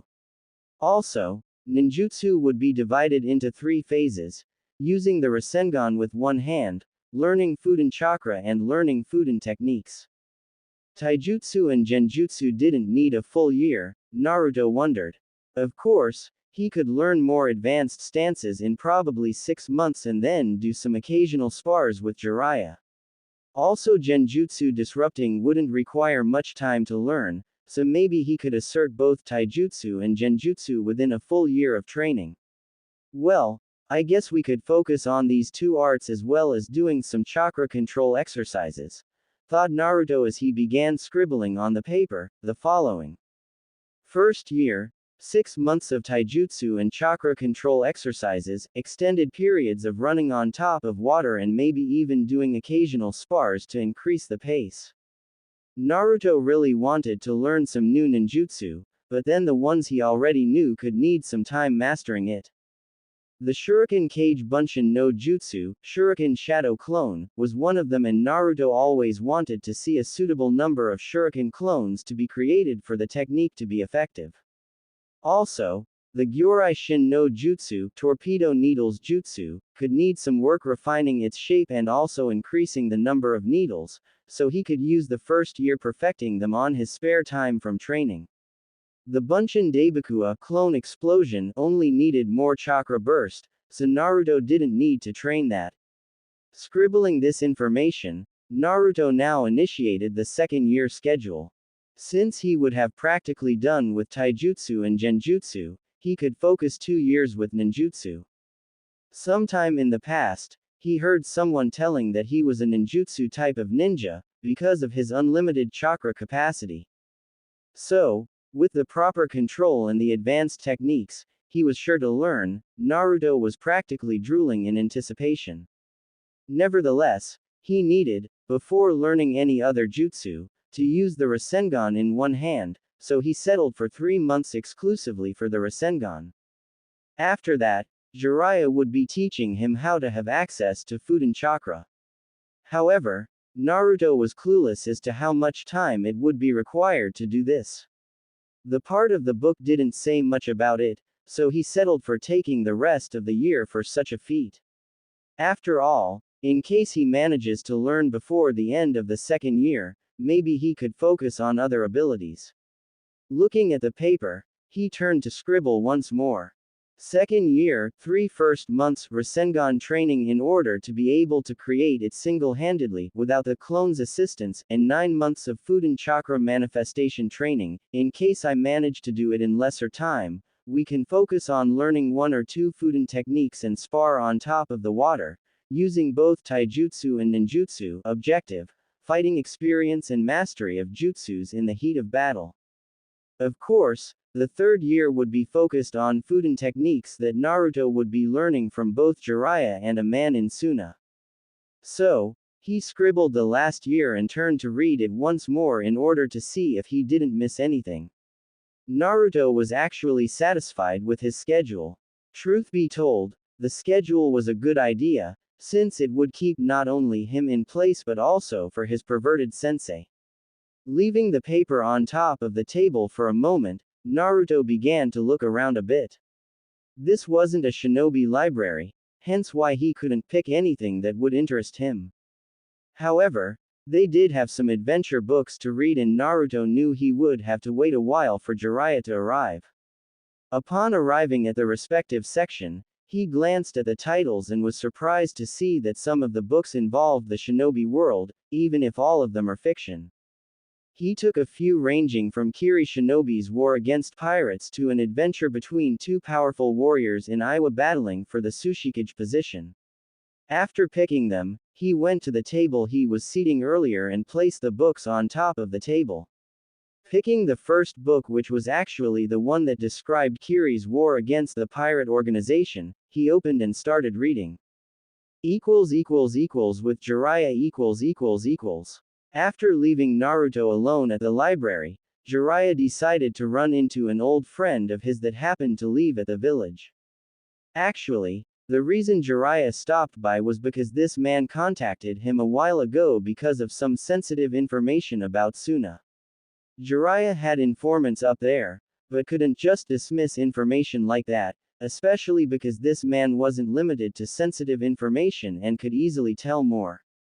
After a while of walking, he reached a normal two-story white house and knocked on the door. It took some minutes before the door opened, although just a little for the man inside to see who was knocking. "You appear like him, but how do I know you're really him?" asked the shadow, earning a snort from the perv. Really must every informant of his ask that question. True, it was shinobi protocol to be certain of the one in front of him, before opening his mouth. Before one became his informant, Jiraiya would say a secret password that only he could know. "Orochimaru is a pedophile," muttered Jiraiya, earning a nod from the man before he fully opened and greeted the white-haired Sannin. Clearly, Orochimaru has been given many names and curses, but only Jiraiya would call him like that. "Seriously, I'd think I earned your trust enough so that you shouldn't feel the need to have a double check," said Jiraiya, earning a snicker from the man. "Well, one couldn't help but keep a few vices, besides it's better to be assured than be stabbed in the back. Come in," gestured the man, to which Jiraiya muttered something unyouthful and then entered the house. The inner walls were rather simple, but what could anyone expect from a ninja's retirement home? Nakato Shinji was really an ordinary shinobi. Retiring early because of losing one of his arms while on a mission, he decided to leave the village and settle down in a village where he wouldn't hear the word ninja. However, just as the man said, Shinji became addicted to some of the vices that were exclusive for shinobi, hence why he agreed to be Jiraiya's informant. "So, I believe you have something to tell me, so let's hear it," said Jiraiya, earning a nod from Shinji, who began. "I have news of Suna. Apparently, they took Orochimaru's betrayal pretty heavily and are now restructuring everything. I heard from a Suna ninja that they have plans of formulating a mutual agreement with Konoha in order to exchange knowledge regarding genin training and the Academy of Shinobi wannabes. Also, there is a rumor of a nomination for the Godime Cage, although he couldn't confirm me the nominee's identity," explained Shinji, earning a nod in appreciation from the Sannin. Although it wasn't urgent news, Jiraiya was famous for knowing pretty much everything about everything. He knew of Suna's growing interest in allying once again with Konoha for the famous, mutual benefits. The news of the new Cage, though, was unexpected since because of the Yondaime Cage's death, the council took over everything until a next suitable shinobi becomes nominated for the Godime Cage. Jiraiya thanked the man for the information and gladly accepted some tea that Shinji, just now, made. Some occasional talk was exchanged between the two, and when Jiraiya looked at the time, he realized he abandoned Naruto at the library for close to 3 hours now. He explained to Shinji that he was in a hurry to meet someone and appreciated the hospitality.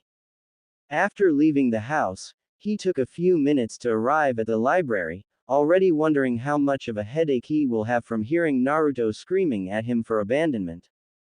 What he never expected, though, was to see Naruto, instead of either falling asleep or bitching to someone about late senseis, the blonde was there seated at the table reading a book, and Jiraiya could see 3 other books on top of the table as well.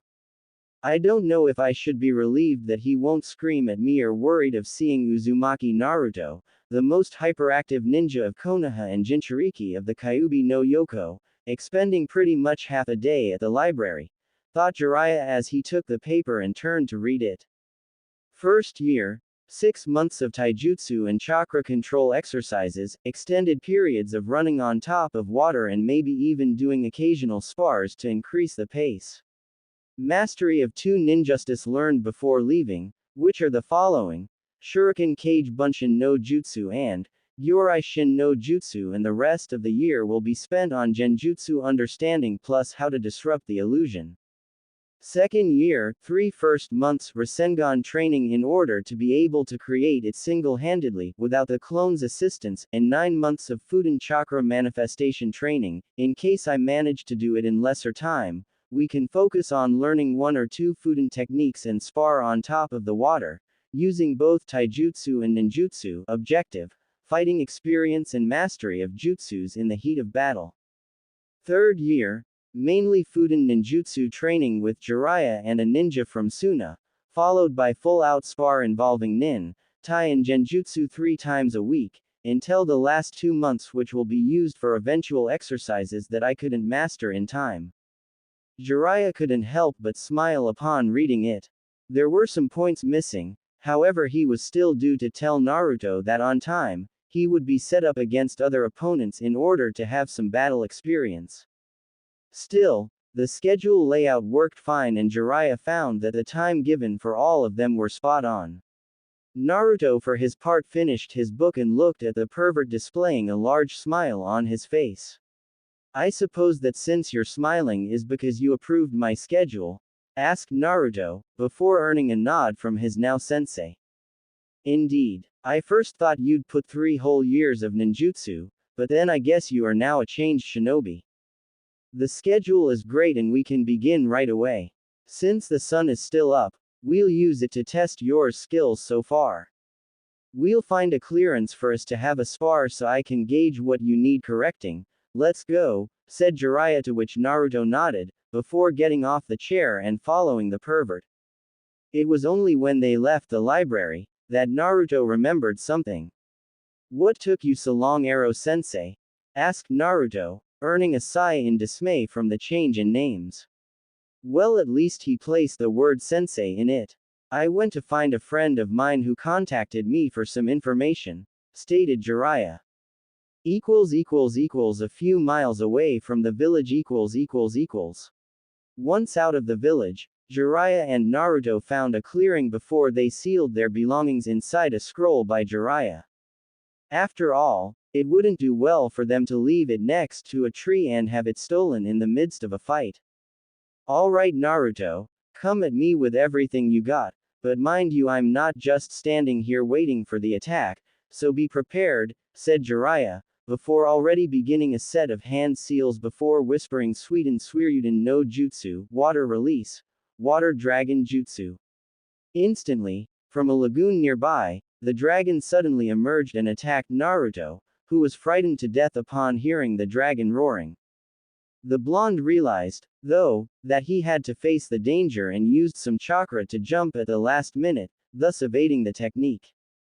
He charged Jiraiya once again, adding chakra to his feet for an upgrade in speed, before reaching and aiming the man's chest. Jiraiya used his hand to block Naruto's kick and used the other arm to punch the blonde's ribs, but barely missed, since Naruto bended his body a little bit. After falling, Naruto did some back flips and jumped a little higher, before taking some shurikens and throwing at Jiraiya before making hand seals for Shuriken Kage Bunshin no Jutsu, Shuriken Shadow Clone. Jiraiya was impressed upon seeing the 4 shurikens become 40 and made some hand seals of his own. Doden Doryuheki, Earth Release, Mud Wall Jutsu. Still in the air, Naruto saw the wall being formed and saw all the shurikens being blocked, before cursing at the man's elemental jutsus. Charging once again, Naruto went up the earth wall, using chakra since he couldn't see where Jiraiya was. Inside the protection, Jiraiya smiled at the blonde's insight. The earth wall technique had a weakness of blocking the user's sight, thus Jiraiya couldn't see the blonde, but he heard the sound of steps, so he just connected the dots. Looking up, he saw as Naruto jumped the wall and made some hand seals before chakra spikes appeared around him. With Naruto's shift of seals, the needles charged forward and pierced Jiraiya like a pin cushion. Naruto actually believed he accidentally killed the pervert when he saw said man to his right, aiming a kick at his side stomach, thus sending the blonde flying. Using the momentum, Naruto made a spin and landed safely on the ground, before he eyed Jiraiya for a while. The pervert for his part jumped and landed right in front of Naruto while looking at him. Very good, Naruto. Your ninjutsu was surely flawless, although in the midst of battle, you'd need to increase the speed in which you make the hand seals, however that will come with experience. Your taijutsu, although good, needs some correction in terms of defensive katas. At some point there, you left your guard open and that is unacceptable. Overall, though, you did pretty good, said Jiraiya, earning a thanks in appreciation from the blonde. After a while, the two were already marching towards the next village in order to get some sleep. On the way, though, Naruto was picturing his fight and smiled. Of course, Jiraiya was fighting with at least 5% of his abilities, but that was considered high genin level, so if Naruto was on par with a Sannin using 5%, then perhaps Jiraiya was right about him being low chunin level. Still, Naruto couldn't help but remember the pervert using both Suiten and Doden and wondered about each ninja's affinity. Aro-sensei, how come you were able to use more than one element? I thought each ninja had one affinity, asked Naruto, earning a smile from Jiraiya. It's true that the majority of ninja has only one affinity. However, there are exceptions out there that have two. However, that does not mean you couldn't learn jutsus from other elements. The tricky part is that would be more difficult and more chakra demanding than the element you're aligned with. For example, I have a Doden affinity, but I also can use Suiten, Kaden and a couple Fuuden techniques, explained Jiraiya, earning a nod in surprise from Naruto. However, since your schedule is done, we'll focus on taijutsu and genjutsu this year, plus some occasional spars with either myself or others. As Jiraiya talked, Naruto looked at him explaining and felt something different from the pervert. It certainly was different from the Jiraiya he traveled to find Tsunade. Speaking the truth, Jiraiya was feeling rather nostalgic about teaching another blonde in the past and he couldn't help but look at the sky and speak to the clouds to his deceased student. Minato, Naruto truly is your son. Tanzaku Gai . After another hour of casual travel, Naruto and Jiraiya arrived at Tanzaku Gai, before quickly renting a room for 2 days. On the way, Jiraiya explained that they wouldn't be more than a week in one place even if nobody would be around to see them. The reason behind this was to avoid unwanted attention and alerting Akatsuki of their presence. After all, one of the objectives of this training period is to avoid bumping into one of their members while on a random mission. After that, Jiraiya said for Naruto that he would be meeting another friend, before giving his giddy smile, showing to the blonde that he would be peeping around the place for a while. Sighing in dismay, Naruto said that he would wander around town for a while and maybe have some dinner. Jiraiya wondered for a moment, before shrugging it off and left the hotel as well. Since Naruto left his Hitai-8 inside the room, there wasn't much worry in him walking around for a while. After all, simply waiting inside the room wouldn't please anyone. The sun was just setting and the village lights were beginning to appear. In minutes, the entire village was surrounded by festival lights, since the whole city was one. Millions of merchants would come here with the opportunity of selling their products to the population.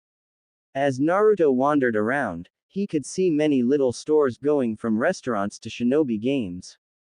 However, Naruto was actually looking for a place that sells ninja clothing, however that could wait, after all. His stomach pretty much begged him to have something to eat, so he went to a ramen stand and asked for 3 bowls of miso ramen. While nothing compared to Ichiraku's, this one was rather good, Naruto thought. He appreciated the food and then paid for it, before leaving and searching around town for a while.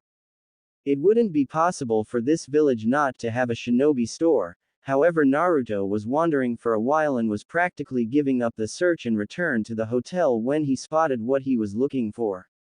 Once inside, Naruto blinked several times and then blinked once more. The store was huge in every sense of the way.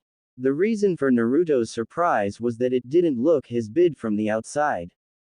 Looking around, he saw a bunch of cool stuff like weapons, sealing scrolls, survival kits. Everything a ninja wanted, he could get in here. Eventually, he found the clothes section and quickly began to look at the samples. He was searching for something neutral, although more for the dark side. Obviously, he would get some dark paints and maybe something with a few pockets for him to store. Once the pants were chosen, Naruto went for the shirts. He remembered thinking about buying neutral colors like gray or even a much darker shade of the color. Searching for a while, he found what he was searching for, a dark gray shirt with no drawings or engravings of any kind, being perfect for his idea. Upon selecting other dark colors such as dark green and a brown one, he went to the counter and asked for 3 pairs of the paints he selected and if possible, engrave the shirts with the whirlpool symbol on his back, although now, instead of orange or red I don't remember, Naruto wanted it all black. The attendant smiled at him and told him to wait while she would go to the back and start with the order. Meanwhile, Naruto decided to take a look at the sword's weapons. He wasn't look forward to studying Kenjutsu anytime soon, but the swords in display were nothing short of amazing. There were some of them who had engravings added to the hilt and Naruto's creative mind was already picturing his engraved with the whirlpool symbol. For some reason, though, Naruto felt attached to that symbol, although it wasn't Konoha's symbol per se. After a while, the woman arrived with Naruto's orders and gave him the price for the whole thing. Grabbing the money he separated, he turned to look at some gloves that happened to possess metallic knuckles. Needless to say, he bought them as well. After appreciating for the service, Naruto left the shop towards the hotel. The next day After doing his routine, Naruto was already outside the village wandering around for Jiraiya, who in turn was still due to show his face. Looking around, Naruto suddenly was feeling a little bit unnerved by so many people staring at him. The stare itself didn't bother him, since he was used to it back at his home village. The problem, now, was that the people who stared at him were composed of only women and girls and the look of their face was similar to the looks that the damn traitor received back in Konoha. Suddenly it clicked on him. Naruto decided to wear his new clothes today, and while he thought he looked good on the mirror, he clearly didn't expect to attract this sort of attention. Wandering around some more, until he saw the Sannin sitting on the ground, near what seemed to be an abandoned house, and sighed in dismay.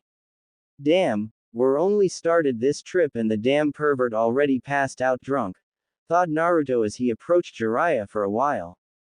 Oh, the ideas he had for a good prank. Naruto's prankster side, oftentimes, took over his will. Summoning close to 10 cage bunchins, all of them gathered air in their lungs before screaming, "Wake up, Aro-sensei!" Jiraiya jumped nearly in instinct, and when he noticed where he was, he could already see the entire village under him, before he fell at the same place he was before. Scratching his head for a while, Jiraiya looked around while feeling his head pounding like crazy. It wasn't enough for him to feel a hangover, now Naruto screaming at his ear would forever plague his mind as the worst headache ever. As he opened his eyes, his vision was somewhat blurry and he was seeing a blurry vision of a blonde in black paints and gray shirt looking at him. Wow, I must be seeing things. I swear I just saw Minato looking at me with those same angry eyes. Damn you, Naruto, you look so much like your parents, it's kind of scary. Oi, why the hell did you do that for, brat? I was trying to sleep here, shouted Jiraiya, to which Naruto rolled his eyes and looked at the messed state of the man in front of him. You are the one to blame for this, Aro-sensei. You ask for respect and yet you sit in the middle of the street, completely drunk, muttered Naruto, earning a snore in complaint, but Jiraiya stopped the discussion from fear of his head exploding. I really need to stop drinking so much, thought Jiraiya as he walked towards a bakery and asked for some bread and water to ease the headache. After that, he looked at the blonde and now realized that his clothes were different now. Interesting choice in clothes you got there, Naruto. It fits you actually, said Jiraiya, actually meaning that he was glad that he didn't have to force the blonde to lose the orange clothing. Upon looking at the back of the shirt, Jiraiya was surprised to see a black whirlpool symbol attached to the fabric, instead of the usual one that is located behind his orange jacket. Also, now we can train your stealth abilities, since we don't have to worry about you being discovered in the middle of the forest because of your orange clothing. What did you do with it anyway? Asked Jiraiya, to which Naruto answered that he simply threw it away and then turned his back to Jiraiya, not really wanting to deal with Jiraiya in this stage right now. Jiraiya for his part rose from the ground and looked at the blonde in front of him. Aro-sensei, since you'll be recovering in the hotel, can I go train a little bit? Asked Naruto, earning a surprised look from Jiraiya, who in turn wondered why the sudden rush in getting stronger. Naruto, we have 3 years ahead of us to do that. We should consider resting a bit, said Jiraiya, but stopped when Naruto turned his head and looked at Jiraiya with eyes that astonished the Sannin. Jiraiya could see the pure eye of determination, eye of devotion towards an objective, whatever it was. I have to become stronger in order to protect Konoha, and for that, resting will come last, stated Naruto, earning a sigh in dismay from Jiraiya, who was imagining 3 years of constant movement and training regimes. Jiraiya woke from his wonderings when he saw Naruto began walking away from him, before he called for him to halt and wanted to talk to him. Naruto stopped and looked at Jiraiya, who stopped running and landed a hand on his shoulder. Naruto, I know you want to protect the village and those you care for, and believe me when I say you'll become a great shinobi. I'll be recovering a bit at the hotel, but I'll set you up with a couple of stamina exercises mixed with taijutsu practice, that will put you up to test. Extend your arms for me, if you may, said Jiraiya, before Naruto did as instructed. Focusing some chakra on his fingers, Jiraiya began to draw 2 seals, one in each of Naruto's arms, before closing his eyes and focusing on activating it. Ready to go. These seals are called restriction seals, and what they do is make it heavier for you to move at will. For the remaining of the month, you will become adjusted to it as we practice these stamina exercises. Now, a complete lap around Tanzaku-gai takes about half an hour, mostly. So, begin with 5 laps around the village, then practice your taijutsu until I arrive. Understood, explained Jiraiya, before Naruto nodded eagerly to begin, before running towards the village exit. However, he found out how the seal operated, and it was tough to say the least. But he went nonetheless, and Jiraiya smirked at the sight of Minato's training. Wait, no, this is Naruto, not his father. I got to sleep a little bit, and definitely cannot call him Minato. Oh my friend, your son looks so much like you, it's really scary sometimes. Back to Naruto. He was already on his way towards the 5th lap around the village while wondering about the effects of the seal located in both his arms. He could already imagine how much these exercises could improve not only his body mass, but also the strength behind his taijutsu attacks. Not only that, but while adjusting to the restriction of the seal, Naruto could also improve his speed. Aro-sensei is a genius. It had been 2 weeks since that day Naruto was introduced to the restriction seals, and his physical skills greatly improved. He and Jiraiya was found heading towards river country in hopes of training below a waterfall. Jiraiya instructed Naruto that learning how to meditate can increase the ninja's perception of things both outside and inside his body. For instance, by meditating, Naruto could have more access to his chakra and learn how to ease his chakra flow inside his chakra coils. Back to Naruto's physical skills, he was able to gain some muscles from constantly using them to be able to move. Naruto learned by pure experience how the restriction seal worked. As Naruto walked, the air would reach the seal and it would increase the air force around the blonde's body, thus making it harder to move his limbs.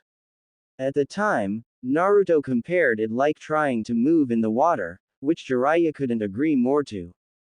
The restriction seal was created by the Yondaime Hokage in response to the gravity seal that was called a Kinjutsu because of the damage it did to the human body. This new one acted more directly towards a ninja's training and, unlike the gravity seal, it didn't overstrain the muscles and organs. Some minutes later, the two of them saw the many number of waterfalls that made river country famous.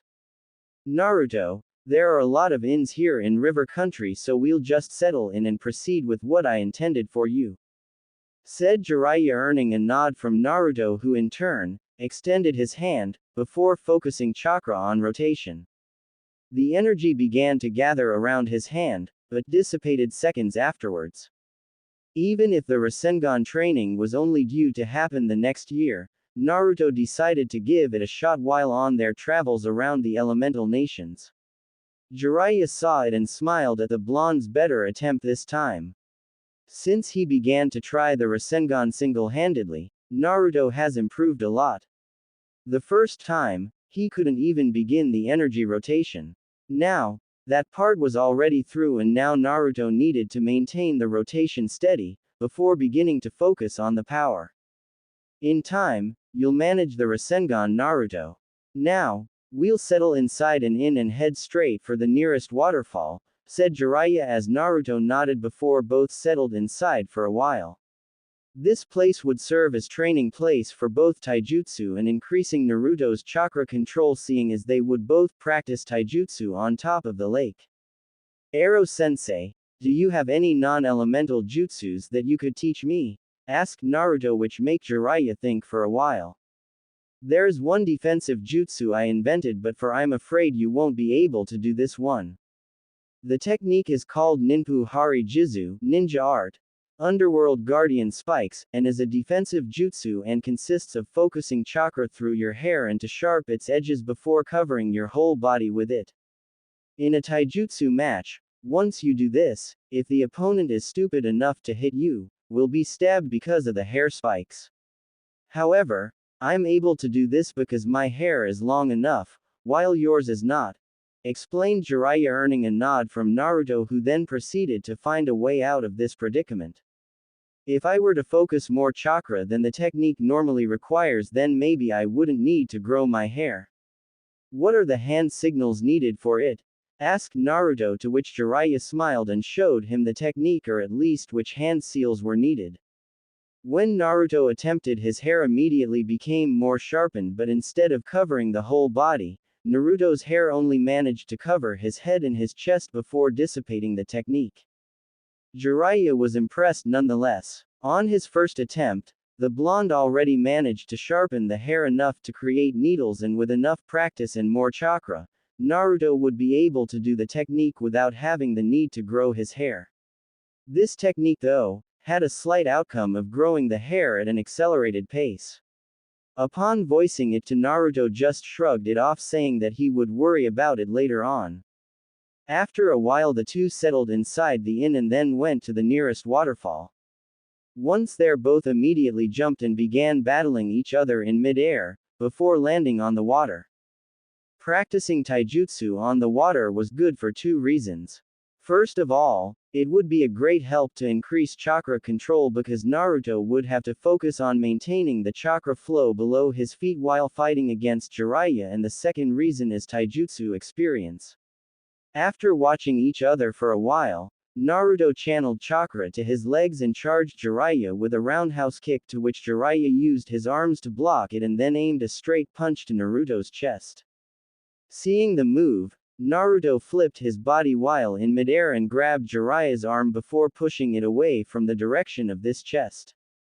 After landing once again on the water, Naruto charged once more, this time with a series of punches. As Jiraiya was blocking them, he smiled, seeing that not only his speed between movements increased, but also the fact that Naruto was landing some heavy blows. In enough time, the pervert wouldn't need to worry about holding back in a straight taijutsu fight, and that was saying something. Jiraiya flipped his body for a reverse kick straight to Naruto's face, but the blonde did a back flip and evaded the attack before aiming for a low kick straight to Jiraiya's legs. Jumping, Jiraiya thought to test the Gaki's evasive techniques by making some hand seals for Kaden Hausenka no Jutsu, Fire Release, Mythical Fire Phoenix Jutsu. Instantly, Jiraiya expelled consecutive 2 feet fireballs at Naruto, who in turn cursed his sensei for using ninjutsu before focusing chakra in his feet and started running. The fireballs were hitting the water inches from Naruto's position, so the pace would have to be increased. Managing to steadily dodge the incoming fireballs, Naruto had to think of something to turn the odds. Looking at Jiraiya, he managed to see a log that was floating behind him, giving him the perfect tactic to get Jiraiya. Upon seeing the last fireball, he ran straight to it, not bothering to hear Jiraiya's protest of stupidity. The fireball engulfed him completely, until Naruto was suddenly replaced by a log. The pervert was dead silent and wondering what was going on until he turned around only to see Naruto's foot landing a straight kick on his face, thus sending him down. Looking at the blonde, Jiraiya couldn't help but applaud the blonde for the deceiving tactic. Even in the middle of a tight situation, the blonde had managed to calm down and think of a way through it. Congrats, Naruto, although don't ever do such a crazy maneuver like that, unless you're absolutely sure you'll be able to complete it. Remember, I've seen ninjas dying because they attempted something new in the midst of battle. Remember always to use the skills you're most experienced with and you'll have a higher chance of winning the battle.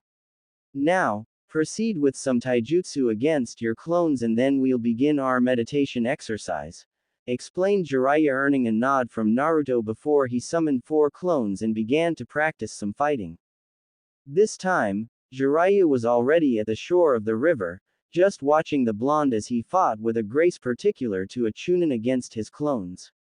Since they began the training 2 weeks ago, Naruto trained non-stop to acquire this form of taijutsu. Upon looking at his arms, Jiraiya began to feel the pain of Naruto's punches as his arms were a little numb. That glove of his is really magnificent. Not only does he more damage with his punches, but they are also enabling the user to focus some chakra in it, thus powering up the blows. Imagine when he learns how to use Fuuinjutsu chakra and channel it through his gloves. He could invent a new taijutsu style called Wind Fist or Hurricane Fist. Shippuken Hurricane Fist has a nice ring to it. Maybe I can talk to him about it when we begin Fuuinjutsu training, thought Jiraiya. The pervert was having a weird sensation. He remembered being this insightful over someone else's training only when he trained the Yondaime Hokage. At the time, Minato's growth was so astounding that Jiraiya was beginning to think of ways to improve even further. Now, with Naruto it was the same, and Jiraiya couldn't help but connect the similarities between father and son as he saw Naruto battling against the Cage Bunshins. Suddenly, the teacher part resurfaced as he saw Naruto committing a minor flaw. Naruto, keep your arms up and don't let yourself open while attacking. You'd be vulnerable to the enemy otherwise, shouted Jiraiya before hearing a scream in agreement from the blonde and positioned his arms better in order to not let his guard open. Now feeling content with Naruto's form, Jiraiya just stood to watch as Naruto jumped real high and threw one shuriken against the clones before beginning a fast series of hand seals for Ninpu Shuriken Cage Bunshin no Jutsu, Ninja Art, Shuriken Shadow Clone. Immediately, the lonely shuriken was suddenly quadrupled and pierced through all the remaining clones, thus dispelling them all at once before the real one landed on top of the water while holding his head from a sudden headache. This happened every time he battled against clones. Every time when a clone is dispelled, Naruto immediately received images on his mind as if the clone's memory was actually his. He couldn't understand why this thing happens. Jiraiya, for his part, smiled, acknowledging the blonde's discovery as he walked casually towards the wondering blonde. It seems you discovered the secret behind the Cage Bunshin, said Jiraiya as he stopped in front of the blonde, who in turn looked at him startled. What secret? What are you talking about, Ero-sensei? Asked Naruto while massaging his temples a bit in order to ease the pain. After a Cage Bunshin is dispelled, everything he saw, heard or read is sent straight to the real one. This technique is originally intended to be used for infiltration purposes alone. By sending a Cage Bunshin inside a castle, for example, the clone could see where the traps and guards are. before dispelling and sending the information to the real one. I bet that after you dispelled the clones, you received images from the clone's point of view, am I right? Asked Jiraiya before seeing Naruto nod, and Jiraiya continued. This is a good bonus for you, Naruto. Because of your chakra capacity, we could use the clone's abilities to decrease the time needed for us to train something, like for instance, the Rasengan and the Hari Jizu technique, explained Jiraiya, waiting for the information to sink in before he saw Naruto's smile almost reaching the boy's ears. Deciding to contain the boy's enthusiasm, Jiraiya asked the blonde if he wanted some lunch, to which Naruto eagerly accepted as he was hungry as hell, earning laughter from Jiraiya, and together they turned back to the inn in search for some food. On the way back, Naruto summoned 2 Kage Bunshins and all 3 of them attempted the second part of the Rasengan. Upon seeing this, Jiraiya smiled upon seeing that the blonde already grasped the meaning behind the Kage Bunshin training. Inside the restaurant Once back at the inn, the two went to the place's restaurant that happened to be a sushi restaurant. Hearing this, the blonde asked if there was any ramen before being slapped on the head by Jiraiya, who instructed Naruto to eat more healthy food in order to grow stronger and be better prepared to defend the village. Upon hearing this, Naruto couldn't help but nod and decided to try this sushi. As they sat at the table and placed their orders, Jiraiya began asking Naruto about his training so far. Naruto was enthusiastic, that's for sure. He began to speak about how useful the restriction seals were and how it helped him to grow stronger and faster. Ero-sensei, do you have any seals that could provide an aid in battle? I've never seen you using any, and I was wondering if Fuuinjutsu could be used in battle, asked Naruto, to which Jiraiya nodded. Fuuinjutsu requires a lot of precision and chakra control, and using it in battle is not advisable. For one, any Fuin technique requires some level of concentration, and the enemy won't necessarily wait for you to finish the move. The last shinobi who used sealing techniques in battle was the Yondaime with his Hiraishin. Other than that, those seals are used mostly as exploding tags. However, the Tem Orochimaru managed to invent something, although it isn't necessarily useful, said Jiraiya, before Naruto asked what it was, to which Jiraiya continued.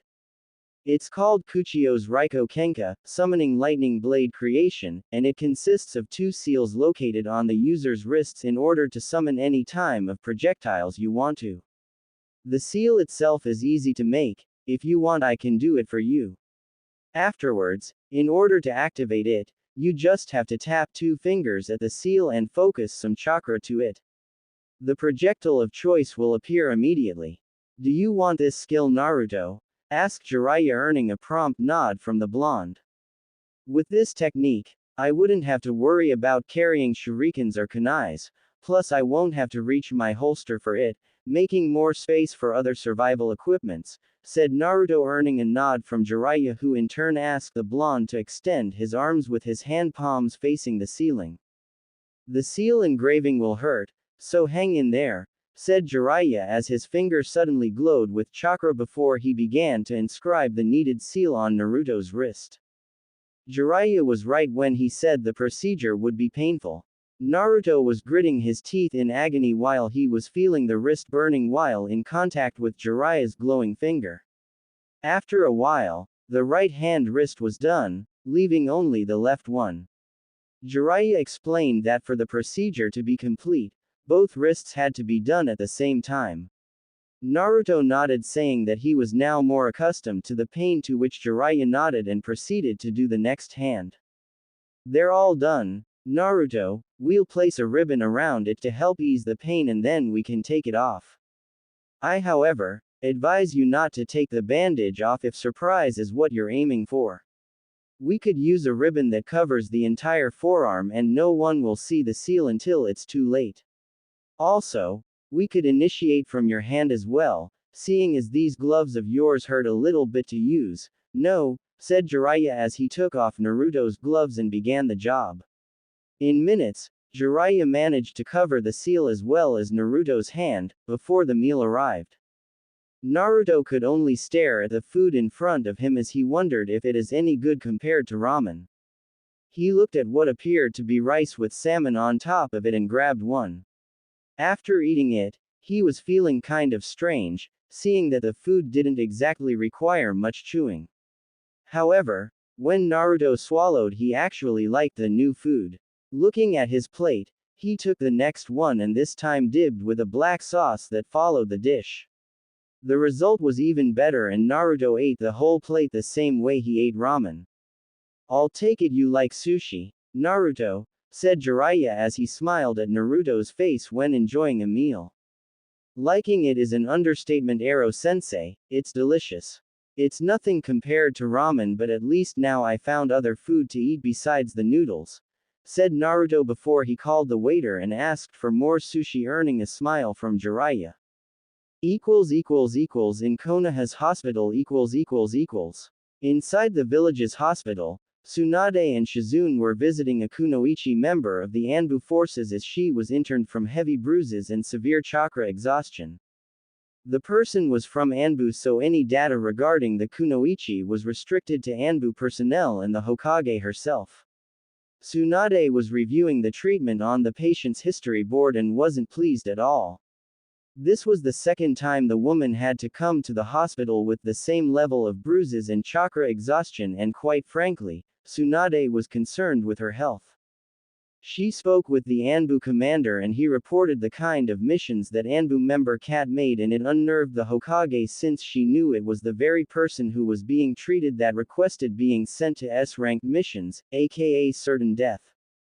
Shizune was also concerned for her once colleague at the academy, and she feared that the death of her friend's lover may have caused this desire to do missions non-stop. Unfortunately, there have been cases of solitary ninjas who choose to go to suicide missions in hopes of forgetting their inner pain. She remembered when one Hatake Kakashi did this while in Anbu Black Ops, just after his last friend Rin was assassinated by the enemy. "What are you thinking, Shizune?" asked Tsunade as she flipped the page from the history board. "I don't know, she keeps doing this, Tsunade-sama.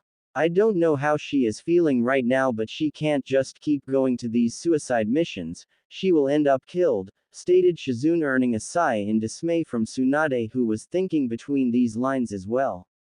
"I know, Shizune, but I can't do anything to stop her from doing so. According to the Anbu commander, she is the one requesting to do these so-called suicide missions. I can't simply overrule her will on this. I wish I could, but I can't. We can only hope that she manages to overcome whatever it is she's feeling right now and stop this nonsense.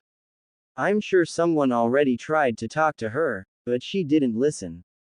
Come on, Shizune, we'll leave her rest for the time being. This mission took a lot out of her and I'm afraid she'll be here for quite a while to recover," said Tsunade, to which Shizune nodded and followed the blonde Hokage out of the room, thus leaving the purple-haired Anbu alone to rest. With Naruto. After lunch, Naruto and Jiraiya returned to the waterfall, but this time not to train taijutsu. This time, Jiraiya would be introducing the so-called meditation technique he spoke a while ago. "Naruto, we'll do that exercise I talked about early, and for that I'll call some company," said Jiraiya as he bit his thumb and proceeded with the hand seals needed for the Kuchios. Suddenly, two toads appeared with the exact same appearance. The only difference was that one was the size of a horse and the other the size of a pony. "Naruto, meet Gamini and his son Gaminikibi. They will aid us with this exercise," said Jiraiya before the two toads jumped on the water and swam towards the waterfall. Turning to Naruto, Jiraiya turned to explain the exercise. This exercise consists of controlling the flow of chakra inside your inner coils. By focusing on a single hand seal, you'll close your eyes and imagine yourself controlling the chakra through the chakra pathways. By doing this, you'll learn to be more controlled in tough situations and manage to think clearly despite being interrupted by the enemy. Now strip to your boxers and let's join them under the waterfall, explained Jiraiya, to which Naruto nodded and took off his clothes before jumping on the water and waited for the little toad to swim under him and lift him a little bit. In minutes, They began to receive the brutal punishment of gravity as the 60-foot waterfall came crushing on their shoulders. Jiraiya immediately made the Simple's hand seal and began to control his chakra inside him, thus ignoring all sense of pain from the water falling on his shoulders. The toads were as well not bothered by the water. However, Naruto was finding it difficult to concentrate while receiving tons and tons of water on his shoulders. Seeing this, Jiraiya instructed Naruto as to the key of getting this exercise, that was to focus 100% on the chakra traveling inside him and worry not about pain on the outside. Closing his eyes once more, Naruto made the hand seal and tried to focus on his inner chakra. It took a while, but then he managed to let loose of the pain from the water and straightened his posture. This exercise served as means to get to know your chakra better, in means of knowing just how much is needed for everything. Also, as Naruto learned how to do it, all of his senses of the outside world simply vanished, thus entering in a sort of trance. The toads looked at him and were surprised to see the blonde already being able to meditate before returning to their trance as well. Back to Naruto, he reached a state of self-awareness so great that his mind began to race through all the events of his life so far. Naruto often wondered what he could have done differently, so he was imagining all these situations and placed different scenarios, like he using the techniques he knew now against Haku and Zabuza, or even against Neji at the Chunin exams, also the fight against the Kagaya, and also the one against Sasuke at the Valley of the End. Naruto was doing just like the pervert instructed. His chakra was traveling through his body. However, when his chakra reached Kyuubi's cage, it woke the fox, who in turn opened his eyes to see that in front of him, Naruto's chakra was filling the entire room.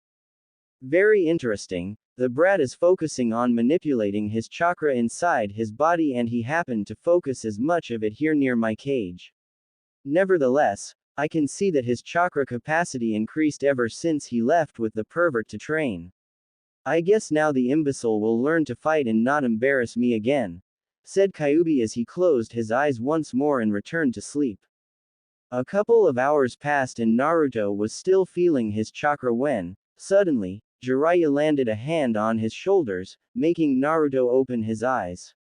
When he opened them, he realized that the sun was just about to settle down, and then he looked to a smiling Jiraiya.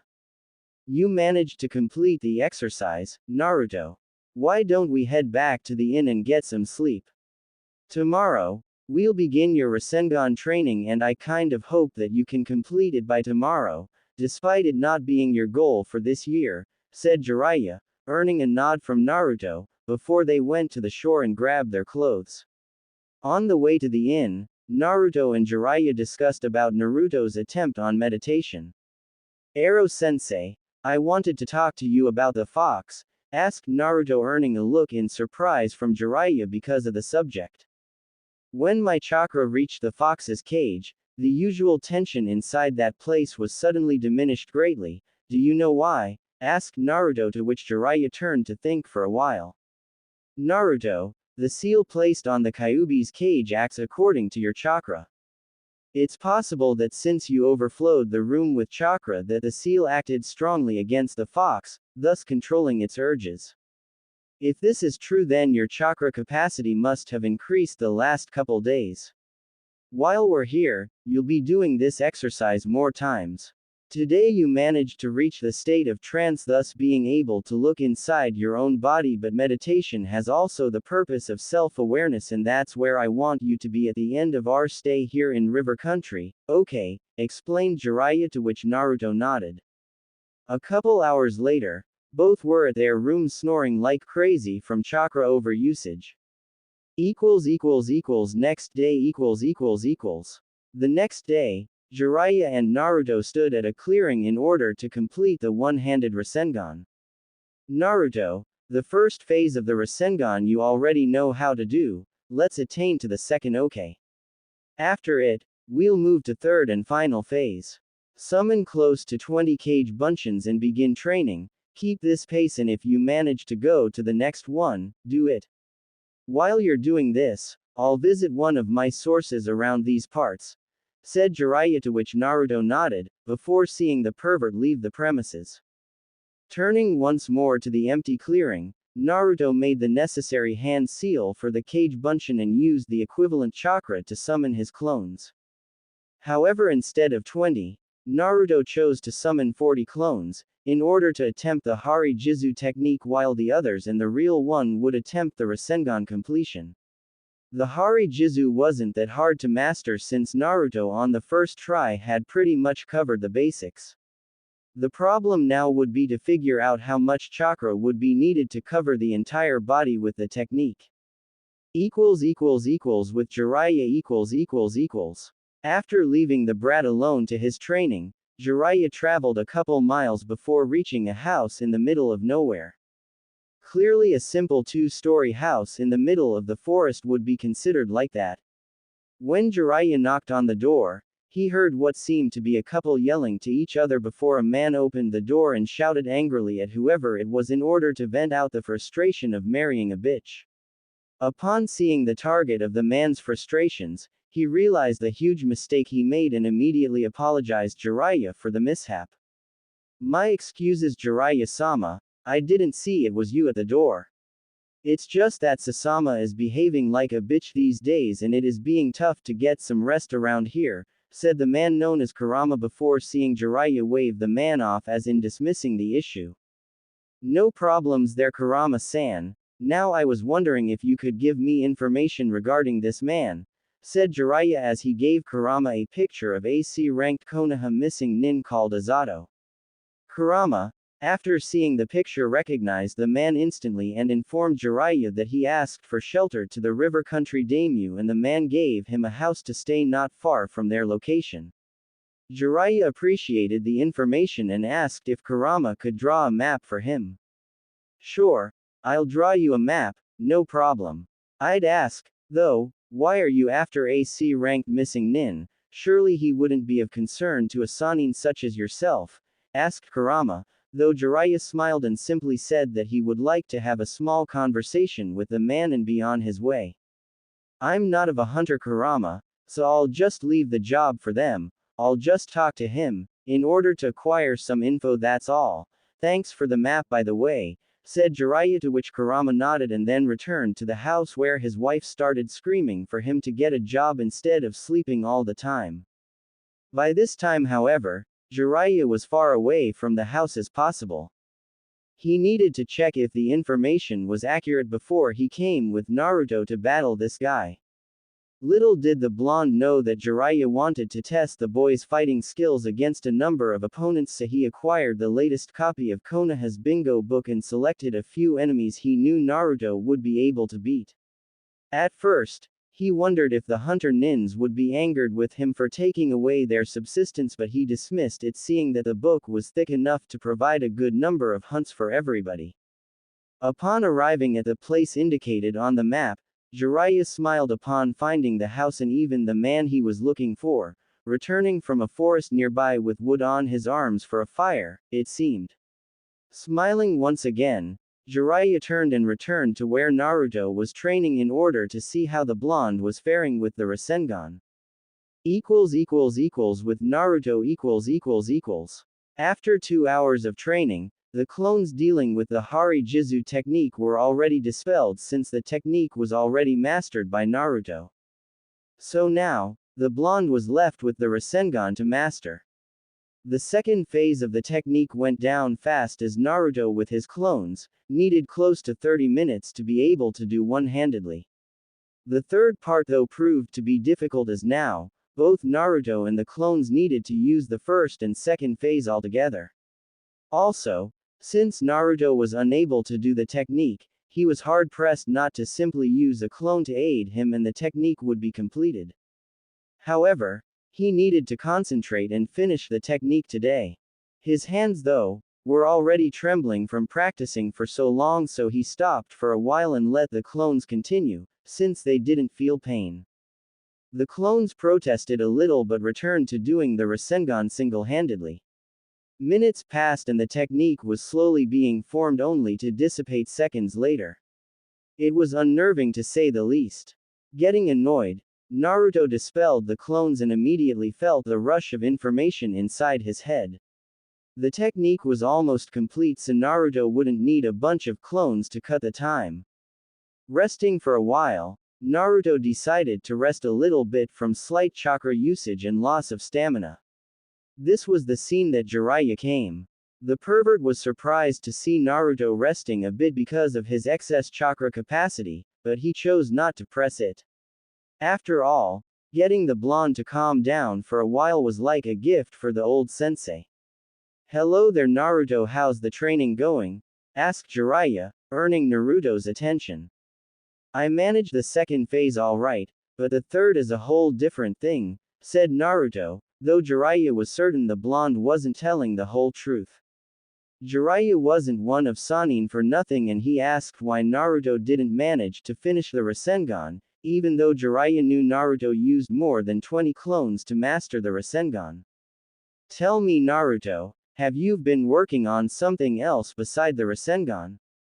asked Jiraiya, seeing Naruto playing the innocent, before he made hand seals and said Ninpu Hari Jizu, ninja art, underworld guardian spikes jutsu. Jiraiya was astonished to see Naruto's hair growing, enveloping his body completely. He knew the blonde would work on more than one area at the same time because of the clone's assistance, but he never figured that Naruto would be able to master the Hari Jizu technique. "Well, it seems you managed this technique already, so I'll teach you another using the hair, but on a later date. Now show me your Rasengan so far," said Jiraiya, to which Naruto nodded and extended his arm. After focusing the necessary chakra, the ball began its formation before being completed for 2 seconds. Naruto cursed once more his inability to do the damn technique, but Jiraiya was too much lost in wonder to hear him complain. The technique execution was flawless, and all it needed was to maintain the technique's rotation and strength instead of stopping after getting the ball done. Is it possible that this brat managed to truly learn the Rasengan in less than 6 months? Thought Jiraiya as he heard Naruto continued the complaint. "Naruto, stop complaining and try maintaining the rotation and force of the technique instead of releasing once making it," instructed Jiraiya, to which Naruto cursed once more and attempted one more time. This time though, he did as instructed by Jiraiya, only to see the technique completed right in front of his eyes. Both he and Jiraiya marveled to see the energy being contained within a small sphere. "Congratulations Naruto, you managed the Rasengan single-handedly. Now it's time to learn how to expand the ball's size, to at least double of your current one. However, I believe we covered enough ground for today. So let's wait for tomorrow for more training. Now, remember when I said you would get to face different opponents?" asked Jiraiya, to which Naruto nodded, before receiving the picture of the missing nin. "Naruto, this is serious right now. I understand you're getting stronger and you have a good battle experience for a chunin. However, you still need to feel the pressure of fighting someone who could kill you if you're not careful enough. I know you sensed Momochi Zabuza's killing intent, and I agree was quite threatening. However, you didn't sense the full killing intent cause it wasn't directed towards you, but at Kakashi instead," explained Jiraiya, earning a nod from Naruto, who understood what the pervert wanted to say. "A ninja is required to kill, and as such, he's also subjected to being killed by the one he was supposed to eliminate." Killing someone was a strange concept to Naruto, even though he remembered being seconds away from killing Haku at Wave Country if he wasn't able to control his urges. "So you're suggesting that I kill this missing nin?" said Naruto, to which Jiraiya nodded with a serious expression. "I wouldn't do this normally Naruto, however your first kill is going to be tough on you, believe me. Ask any ninja in Konoha that has killed already and they will tell you how hard it was to overcome this phase. Nevertheless, while as dangerous, it's necessary to overcome this for the future," said Jiraiya, to which Naruto let out a sigh in dismay before agreeing with the idea. "So what do you know about this man's abilities?" asked Naruto, to which Jiraiya smiled and showed the man's page from the bingo book. The man called Azato is considered a C-ranked missing nin with skills equivalent to a chunin. He is a mid-level fighter with knowledge of Kaden ninjutsu and proficiency in taijutsu. His Kaiden ninjutsu was limited though, to a couple techniques, so according to the book, it wouldn't be life-threatening. He is located a few miles away from here, so we'll go there right now and face him. Are you ready? Asked Jiraiya, earning a nod from Naruto. I can't say I know what will be like once the battle starts, but I'm ready as I'll ever be.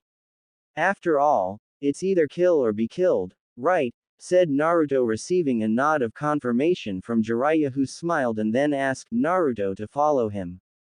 On the way, Naruto asked Jiraiya if he was supposed to fight more of these missing nins for his training before seeing Jiraiya nod in the negative.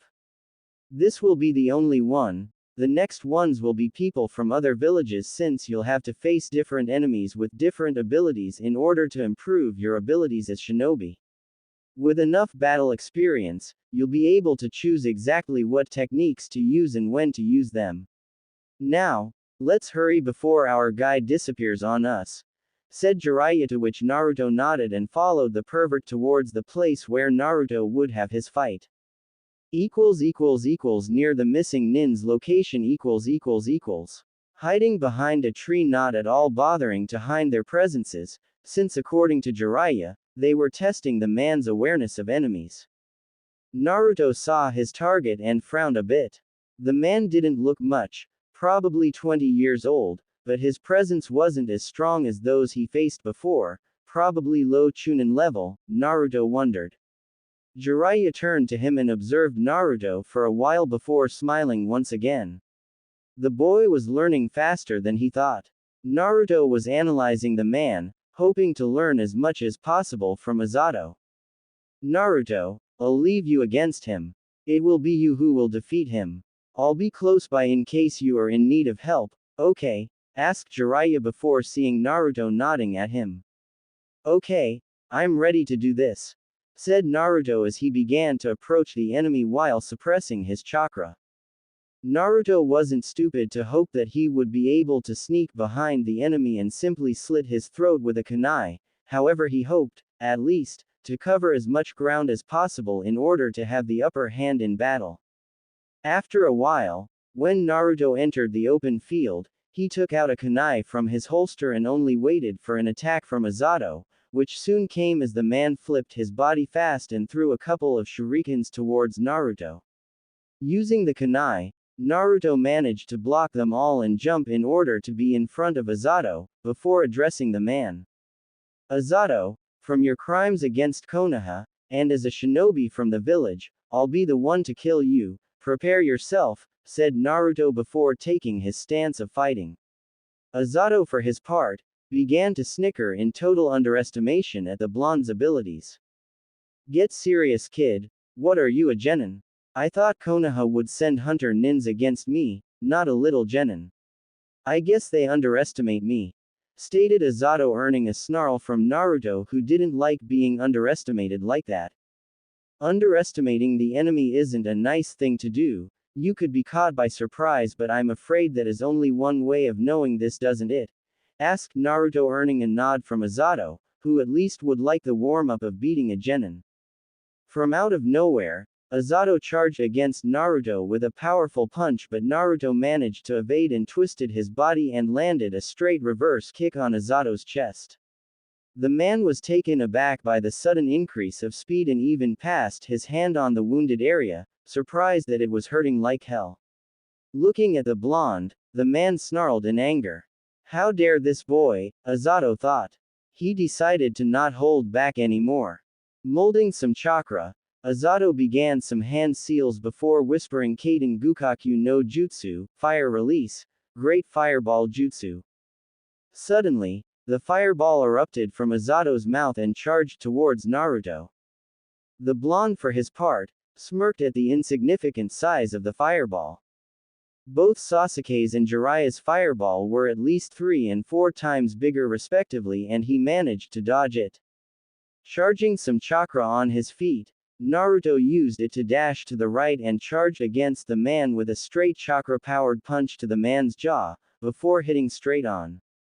Because of the power behind the punch, Azato was sent flying. Naruto, however, didn't stop his attack as he made hand seals for Gyorai Shin no Jutsu, Torpedo Needles Jutsu.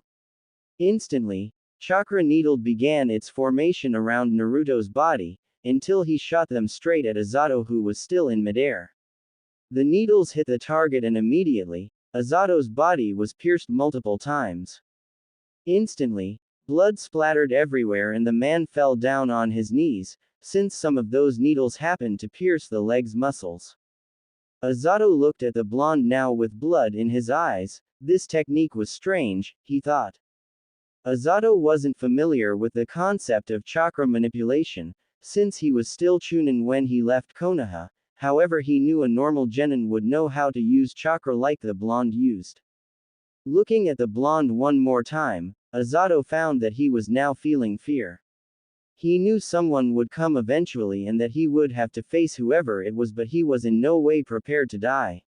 As the blonde approached him, Azato could see the boy's eyes as not familiarized to the world of killing. His pure cerulean eyes did well to show Azato of Naruto's innocence regarding the true way of the ninja. Naruto, for his part, wondered what he would do right now.